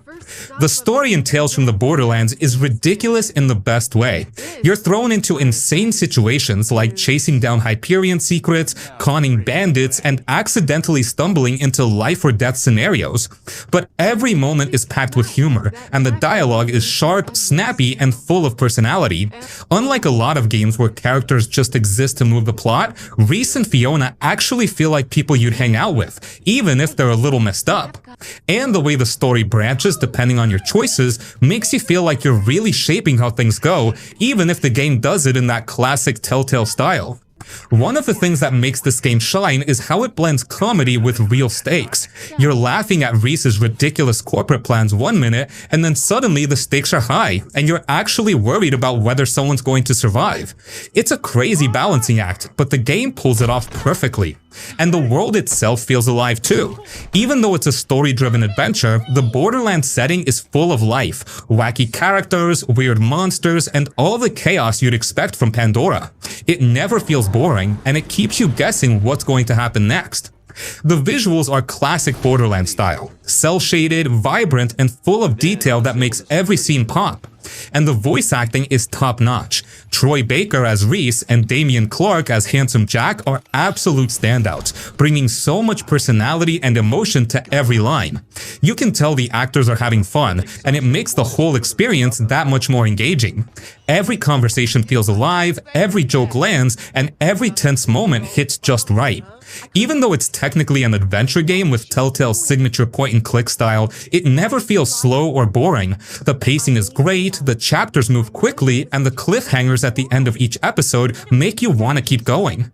And unlike other Telltale games that can feel kind of generic, Tales from the Borderlands has this spark that makes it feel fresh, funny, and genuinely exciting. Honestly, this is one of those games that's easy to miss because it doesn't have flashy combat or massive open-world exploration, but it's pure gold if you care about story, characters, and laughs. It's clever, funny, emotional, and it's got that perfect mix of absurd Borderlands chaos with genuinely human moments. People sleep on it, but once you play it, you can't forget Ryse, Fiona, and all the ridiculous stuff that happens on Pandora. It's a hidden gem that makes you laugh, care, and sometimes just sit back and say, wow, that was actually really smart storytelling. Hell yeah! This here's some of Rock's tastiest cream! Road 96. You're not the talkative type, are you, young blood? What'd you say? Ha! Just kidding. Now, this one is a totally different vibe, but it's just as addictive in its own way. From the moment you start, you know you're in for a journey, literally and emotionally. This game is all about escaping a country on the edge of chaos, and every time you hit the road, it feels like you're actually running from something bigger than yourself. You don't have big explosions or crazy combat, but the story is tense, emotional, and constantly surprising. It's like each little choice you make actually matters, and that keeps you glued to the game. You're not just driving down a road, you're making decisions that shape the lives of the people you meet, the country you're escaping from, and even your own story. The gameplay is deceptively simple. You hop from one car ride to the next, talk to people, make choices, and sneak past obstacles. But the simplicity is what makes it so powerful. Every interaction has weight. A single conversation with a stranger can change the entire path of your journey, and you never really know how things will turn out. The characters you meet are memorable, even if you only spend a short time with them. They have their own stories, quirks, and personalities, and it's easy to feel connected to them. You start the game thinking it's just a road trip, but it quickly becomes something deeper. You're invested in the people, the country, and the hope of making it to freedom. The art style is simple but effective, with bright colors in the open areas and darker tones when things get tense, which really sells the vibe of this collapsing country. And the story? Man, the story is what sticks with you. It's about hope, survival, and rebellion, but it's also personal. You feel like your choices actually matter, and the way the game loops these stories together is genius. You can replay it and see completely different outcomes, which makes it feel like every decision actually counts. Honestly, Road 96 is one of those underrated games that sneaks under the radar but leaves a lasting impression. It's not flashy, it doesn't have giant battles or insane action, but it hits emotionally in a way that a lot of big-budget games can't. It's one of those hidden gems you wish more people played because it's a journey you won't forget. Anna was training to be a veterinarian when the war broke out. The Germans were only 20 miles from Paris when she received a letter from her father. Valiant Hearts: The Great War. This game sneaks up on you. You think you're just playing some war game, but it's really about people. Like, you're following this bunch of characters: Emil, Carl, Freddy, Anna, and even this little dog, Walt. And the crazy thing is, you actually start to care about all of them. They feel like real people, not just game characters. The way their lives get tangled together in the middle of World War I is heavy, but in a way that sticks with you. It's not over-the-top drama, it's just life being hard, choices being tough, and people trying to survive and protect each other. The gameplay is kinda chill too. It's mostly puzzles, sneaking around, and exploring, but it all makes sense in the story. You're not solving random stuff just for fun. Like, you move boxes to block guards, sneak past enemies, or figure out ways to save your friends. And it's not easy, but it never feels frustrating. It's the kind of game where you stop and go, oh man, I feel for these people. Even little things like Walt running ahead and helping out just hit you in the heart. That dog is basically a tiny hero, and you can't help but smile when he does something clever. The art style is gorgeous too, like a moving comic book. The colors, the little animations, the details, it all pulls you in. But don't let the pretty look fool you. The game doesn't shy away from how brutal war was. You see the destruction, the sadness, and the fear, and it actually makes the quiet moments with the characters feel even stronger. And the music? Man, the music knows exactly when to hit. Emotional, haunting, a little hopeful sometimes. It's perfect for what's happening on screen. The Germans held their position. The mission was a failure.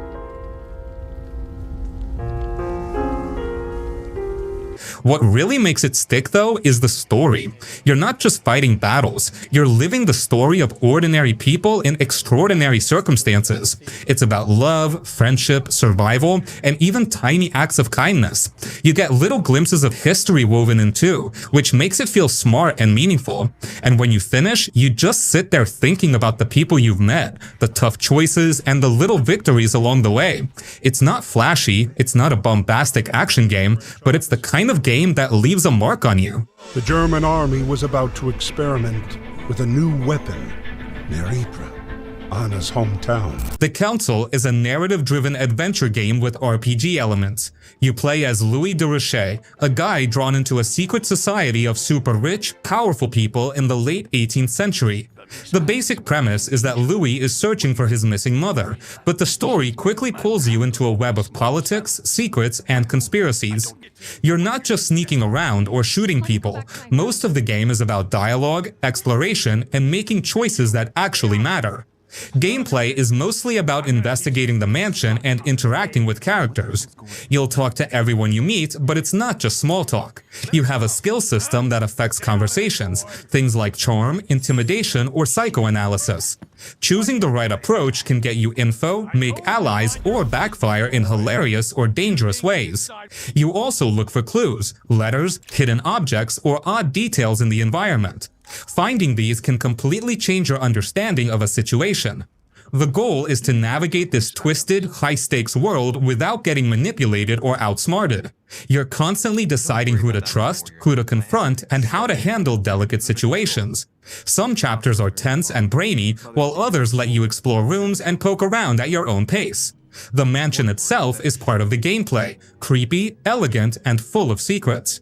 What makes the game interesting is how it blends story, choice, and investigation. Every conversation can shift a story, every skill you pick can open or close options, and every clue you find can change how you approach the next challenge. It's not about action, it's about thinking, exploring, and figuring out the complicated social puzzle the game throws at you. Alright, in my vision yesterday I saw that Mother had this room before me. I'd better search the room. Who knows? Maybe she left me something behind. Does this pass mean anything to you? That is Monsieur Merlin's property. That's right. Merlin the murderer. I want to see what he's left in your safe. Impossible. I cannot betray his confidence, no matter what you say he's done. Broken Sword, Shadow of the Templars, Reforged.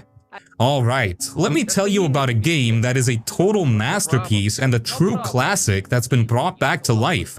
Broken Sword, Shadow of the Templars Reforged is a brand new, updated version of a legendary adventure game from way back in the day. A lot of people might have missed the original, and now this new version is out to show everyone just how incredible this game is. This game is all about a huge mystery. You get to play as a cool American guy named George Stobart. He's on vacation in Paris when he sees a famous cafe get blown up by a bomb. That one crazy event sends him on a wild adventure with a brave French journalist named Nico Collard. They team up to figure out who's behind the bombing, and it turns out it's all connected to this ancient secret society called the Knights Templar. The story is like a super good movie, full of twists, turns, and suspense that will keep you guessing all the way to the end. The way you play this game is different from a lot of others. It's a point-and-click adventure, which means you don't run around and fight. You use your brain. You click on things, talk to people to get clues, and figure out how to use the items you find to solve tricky puzzles. The puzzles are really clever and will make you feel smart when you finally solve them. It's all about thinking, exploring, and putting the pieces of the mystery together. The art style is what really makes it stand out. It looks just like a beautiful hand-drawn cartoon movie, and all the characters have so much personality. The game takes you on a grand adventure all over the world, from the streets of Paris to ancient ruins in Syria. The dialogue is hilarious and sometimes really serious, and it all comes together to create a world that feels so alive. This reforged version looks amazing, with new visuals that make the classic art even better. If you love a good story and a challenging mystery, this game is a must-play. Do you know Sean Fitzgerald? Yes, I do. What do you want with him? I want to talk to him about working at the dig. What makes you think he did? The boy outside told me. I can't imagine anyone employing Sean Fitzgerald on a dig. He wouldn't know a post hole from his elbow. American Arcadia. American Arcadia is a total hidden gem, and it's a newer game that more people should have played. It's got a super clever story and 2 different kinds of gameplay all in one. The whole game is based on this crazy reality TV show that's a lot more twisted than you think. You play as a guy named Trevor, who is a simple person living his life in a perfect-looking city. But what he doesn't know is that his whole life is actually a TV show called American Arcadia, and millions of people are watching his every move. And get this, if the audience gets bored with him, they vote him off the show, which means he gets removed or worse. The story kicks off when a producer named Angela decides to help Trevor escape after she realizes how messed up the show is. What makes this game so awesome is how you play it. There are 2 parts. When you are Trevor, it's a 2.5D side-scroller. You have to run, jump, and hide from guards as you try to escape the fake city. It feels like a cool action-adventure game. But then, you also play as Angela in a first-person view. You're in a control room and you have to solve puzzles to help Trevor. You can move cameras, turn off lights, and open doors for him so he can get through different areas without being caught. The whole game has this amazing style that looks like an old TV show mixed with a modern thriller. The story is so gripping and you'll be on the edge of your seat trying to help Trevor. This game is a true hidden gem because its story is so original, and the way it mixes 2 different types of gameplay is something you don't see very often. It's an unforgettable game that you'll be super glad you finally played. Say, isn't that... Nah, doesn't fit the description. That guy looks like Steven Spielberg. Until then. I gotta tell you, this game is a perfect example of a new release that's a total hidden gem. A lot of people probably haven't even heard of it, which is a huge shame, because it's a super unique and deeply emotional story that's unlike anything else. Until Then mixes the chill, everyday life of a teenager with a really cool and mysterious adventure that will keep you thinking long after you're done playing it. The game puts you in the shoes of a high school kid named Mark, and you get to live his life just as it is. You go to school, hang out with your friends, and deal with all the normal stuff. But the coolest part is how it all feels so real. You have a phone you can use to text your friends, and you'll get actual messages from them talking about homework or what they're doing later. You can check out social media and see news feeds that give you hints about what's going on in the world. This makes the game feel incredibly connected and modern. It's not just a story you're watching, it's a life you're living. You get to experience all the little moments that make high school what it is, like sharing a snack with a friend or just walking home after a long day. But here's where the game gets really interesting. While you're living this normal life, weird things start to happen. The game is set after some huge disaster, and the world itself starts to break down. You might be in a room and suddenly the background gets all blurry, or a person's face looks weird and distorted for a second. These strange glitches in reality and people's memories start to happen more and more often, and you have to figure out why. The story does an amazing job of balancing this regular slice of life life story with a deep, suspenseful mystery that will keep you totally hooked. The art style is another thing that makes this game so special. It's a beautiful pixel art style that is super detailed and full of amazing colors that make everything feel so alive. It's one of those special games you'll be so glad you experienced, and it's a total must-play. RoboCop Rogue City. Now, this is a weird little mix of nostalgia and chaos that somehow works. You step into the shiny metal boots of RoboCop, Detroit's walking, talking justice machine, and immediately it feels like you're living in that gritty, rainy, crime-ridden city straight out of the 80s movies, but updated, like someone actually gave RoboCop a modern playground. The game leans hard into that classic vibe: loud sirens, neon lights reflecting off wet streets, and mobs of criminals thinking they can mess with you. Spoiler, they can't. Combat is satisfyingly brutal. You're not just shooting, you're doing RoboCop stuff, landing heavy hits, using your targeting systems, and watching criminals crumble like paper. And the thing is, it's not all mindless. Timing matters, positioning matters, and yeah, the occasional cinematic slow motion moment where you just blow everything up feels amazing. There's a rhythm to it that makes you feel like an unstoppable force without taking away the tension. You know RoboCop can handle it, but the chaos around you keeps your adrenaline pumping. The world itself is cool in this weird way. Detroit's full of side stuff, from muggings to gang fights, and it all makes the city feel alive. The civilians, the cops, the gangs, it's messy and chaotic, but it works for the theme. You feel like a walking law enforcement nightmare for anyone dumb enough to commit a crime. And the visuals, while not photorealistic, nail that gritty, rainy, urban noir style that makes the world feel alive and dangerous. Story-wise, it hits classic RoboCop beats. Corruption, crime lords, shady corporations, it's all there. And somehow, playing as RoboCop, you actually feel like your choices and actions matter, even if you're just stomping through bad guys and saving civilians. There's a sense of being more than just a machine. You're enforcing law, making the streets safer, and yet you still feel the weight of the city's chaos. Honestly, RoboCop Rogue City is one of those underrated single-player experiences that makes you feel powerful, but also a little nostalgic for the old-school RoboCop films. It's violent, fun, and has enough personality that it doesn't feel like a generic shooter. You walk away feeling like, yeah, I'm RoboCop and Detroit streets are mine. It's chaotic, cinematic, and surprisingly human for a robot story. They're drugged out of their minds. There's no reasoning with them. Please Send just somebody, leave. There's please. no money laundering. Outer Wilds is one of those games that hooks you in with pure curiosity. It's not about combat or leveling up. It's about exploring a solar system stuck in a 22-minute time loop. Every time the sun explodes, you're sent back to the beginning, but what you learned in the last loop sticks with you. The game never holds your hand, and that's where the magic lies. You piece together ancient mysteries by visiting planets, each with its own unique environment and puzzles. One of the coolest things is how every discovery feels like something you uncovered. There's no quest marker telling you what to do next. It's all about exploration and your own drive to understand why the solar system is trapped in this loop. Each planet you visit reveals a piece of the bigger puzzle, and the game keeps you on your toes by slowly unraveling its deeper, mind-bending story. If you love exploration and the feeling of real discovery in games, Outer Wilds is absolutely worth your money. It's a truly unique experience that rewards patience and curiosity, making every minute feel meaningful.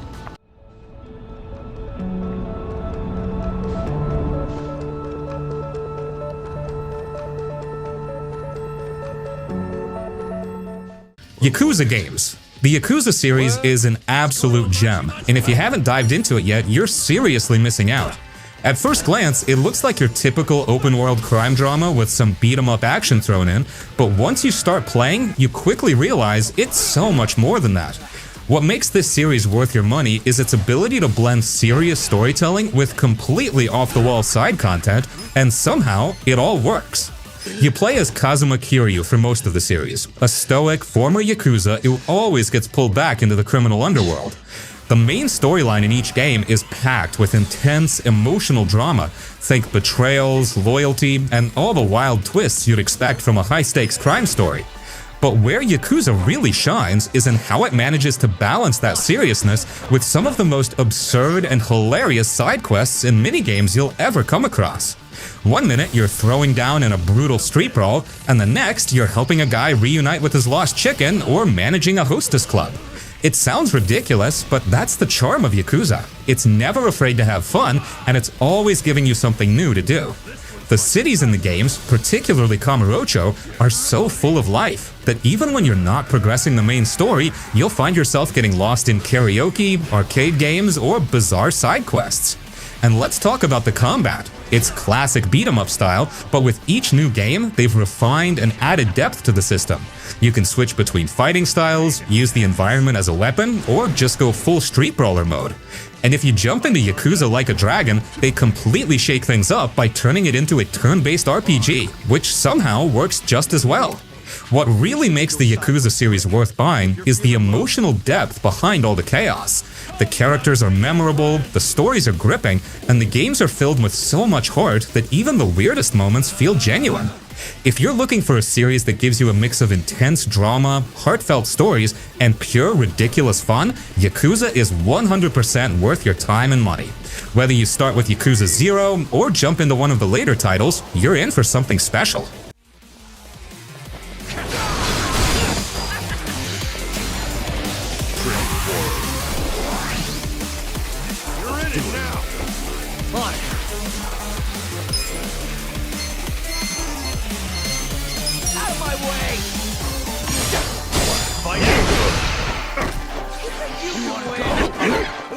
Mad Max is the kind of game that lets you live out your post-apocalyptic road warrior fantasies. You're in the wasteland, trying to survive, and the game nails that gritty, desperate feeling. What really makes Mad Max stand out is the vehicular combat. Your car, the magnum opus, is as much a character as Max himself. You'll spend a ton of time upgrading it, outfitting it with spikes, flamethrowers, and ramming grills. And when you finally take on enemy convoys, the carnage is pure chaos, but in the best way. The world is vast, and while it's a barren wasteland, it's filled with scavenging opportunities, enemy outposts to take down, and crazy storms that feel like they're ripped straight from the Mad Max Fury Road movie. The combat on foot is solid too, with a brutal, weighty brawler system that feels satisfying when you're smashing through enemies. The story is straightforward, but that's fine because the game focuses more on the survival aspect.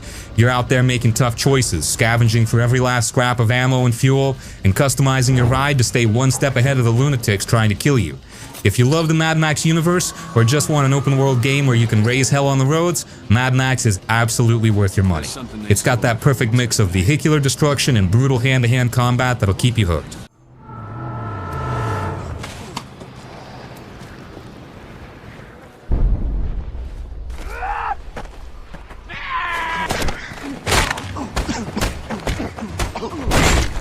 BioShock. The moment you hit the water and see Rapture, the underwater city, you will be hooked. It's dark, creepy, and beautiful all at the same time.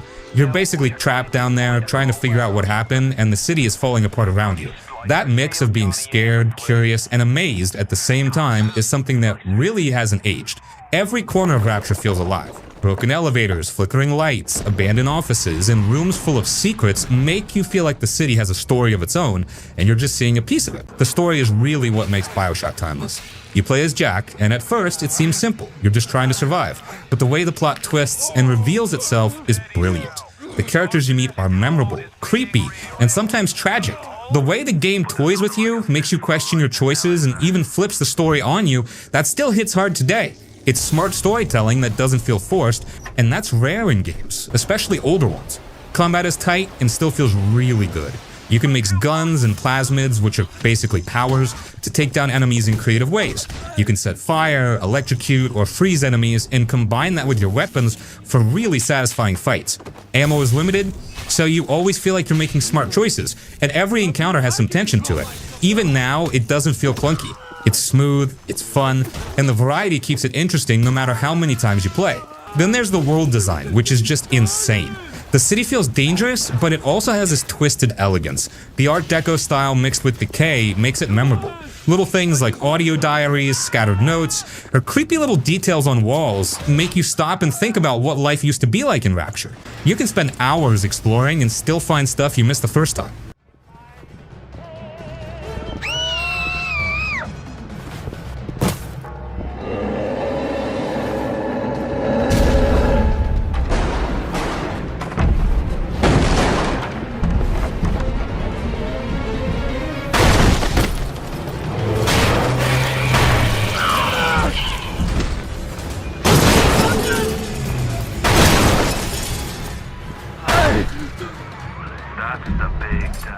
Silent Hill 3.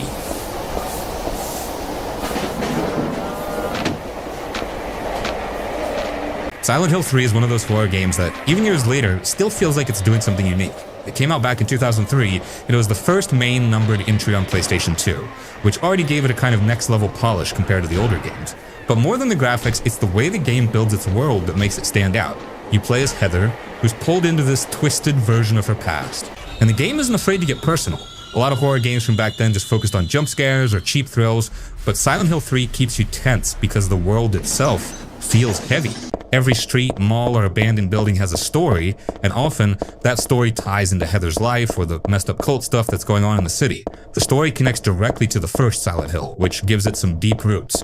Heather isn't just wandering a spooky town, she's dealing with the consequences of events from the first game, even though she didn't experience them directly. That sense of continuity is something fans really loved, and it's one of the reasons the game still feels rich today. You care about her journey, her fears, and the weird ways the town seems to reflect her inner struggles. And it's not just story for story's sake. The environments, the monsters, the puzzles, they all tie into that narrative. Gameplay-wise, Silent Hill 3 is slower and more methodical than modern horror games. Combat is limited. You've got a few weapons, and ammo isn't endless, so every encounter feels tense. You can't just rush through everything. Sometimes it's better to run or use your head rather than fight. The puzzles are clever, often integrated into the environment, so you actually feel like you're exploring and interacting with the world rather than just pressing buttons. And the monsters themselves aren't just enemies. Their designs are symbolic and psychological. They tie into Heather's fears and the cult's twisted ideas, which makes each encounter feel meaningful instead of random. The atmosphere is probably what makes Silent Hill 3 age so well. Even today, the fog, lighting, and sound design hold up. The game uses darkness and sound in a way that's still unsettling. That weird hum of machinery, distant screams, the shuffle of monster footsteps, it all adds up. The art direction is grim but unique. The city isn't just abandoned, it's decaying in a very specific way. Malls, hospitals, and alleyways are all designed to feel lived in and then broken, which creates tension without needing constant jump scares. Silent Hill 3 also has the sense of style that stands out. The character designs, the monster designs, and even the way the story unfolds shows a lot of care. You can tell the developers weren't just trying to make something scary, they wanted something that made you think and feel. That's why even today, people still replay it, explore the environment slowly, and notice little things each time. The pacing, story, and atmosphere all come together in a way that modern horror often misses.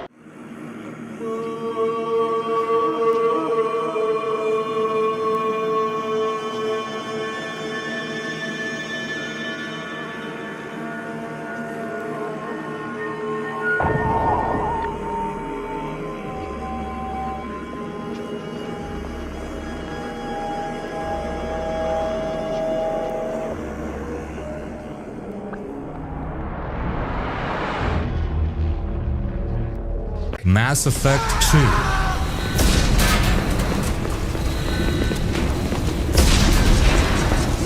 So Mass Effect 2 dropped in 2010, and man, this thing is legendary. You start the game by straight up dying, which is a hell of a way to kick things off. Shipwreck gets spaced and Cerberus brings you back to life 2 years later.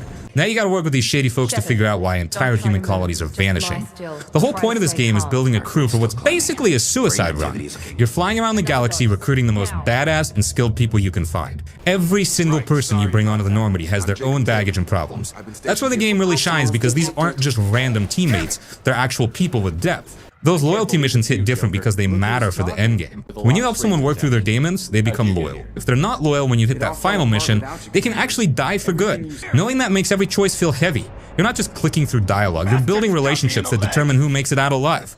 Combat got a massive upgrade from the first game. It plays like a proper third-person shooter now with cover mechanics that work smoothly. Using biotic powers to lift enemies, then blasting them feels great. Each class plays totally different, so replaying as a soldier versus an adept is like a fresh experience.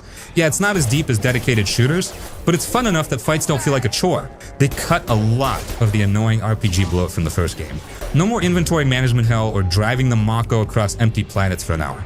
Some hardcore RPG fans weren't happy, but it lets the game focus on what it does best, which is characters and storytelling. The streamlining works in its favor.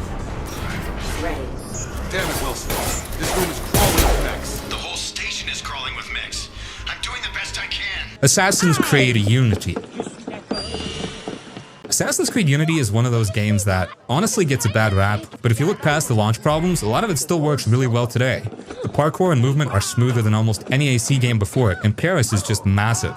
Walking and running through the streets, jumping across rooftops, and seeing Notre Dame in all its glory is still impressive. The city feels alive, with crowds of NPCs, markets, soldiers patrolling, and little side events happening all around you. Even years later, just wandering through different districts and looking at the architecture can make you feel like you're actually in 18th century Paris. The missions are a mixed bag, but some of the variety is still fun. You've got assassinations, stealth sections, tailing targets, and some of the co-op missions are surprisingly clever. Combat is tighter than in previous AC games, but it can still feel clunky sometimes. Timing counters and parries is important, and the AI occasionally does dumb stuff, like guards noticing you way too late, or suddenly spotting you through a wall. The customization in Unity is really nice. You can change weapons, armor, and outfits, and it actually feels meaningful because it changes stats and playstyle. Upgrading gear is rewarding, and the way gear interacts with movement and combat gives you more options in approaching missions. Side missions, crafting, and collectibles are there if you like to explore, though some of the side stuff can feel a bit repetitive, like clearing all the newspaper deliveries or murdering the same type of guards over and over again. Unity also has flaws that can't be ignored. The launch was infamous for bugs and glitches, some of which still pop up if you play certain versions today. There are moments where NPCs behave strangely or animations clip in weird ways. Parkour, while smoother than past games, can occasionally misjudge jumps or ledges, which can be frustrating if you're going for precision. The story isn't the strongest in the series either. It has good moments, especially with Arno and the personal revenge plot, but it's not as compelling as other entries like AC2 or Black Flag. Even with all that, Unity aged better than most people give it credit for. Paris itself is a masterpiece of level design. The verticality, the streets, the crowds, it makes traversal fun in a way few games can replicate. The sense of freedom, being able to climb almost anything and move across rooftops, is still satisfying today. And when the combat and stealth flow together, the game hits that sweet spot where you feel clever for planning your approach, sneaking around, and taking down multiple targets efficiently. Assassin's Creed Unity aged like fine wine in parts because it leaned into what the series does best: open world exploration, vertical parkour, and emergent gameplay while giving you a massive living city that still feels alive. It's rough around the edges, and the story and AI aren't perfect, but there's a lot to enjoy if you take the time to wander, climb, and explore Paris. For all the criticism it gets, the core experience of running across the city, planning assassinations, and just feeling like you're a part of the world still works today.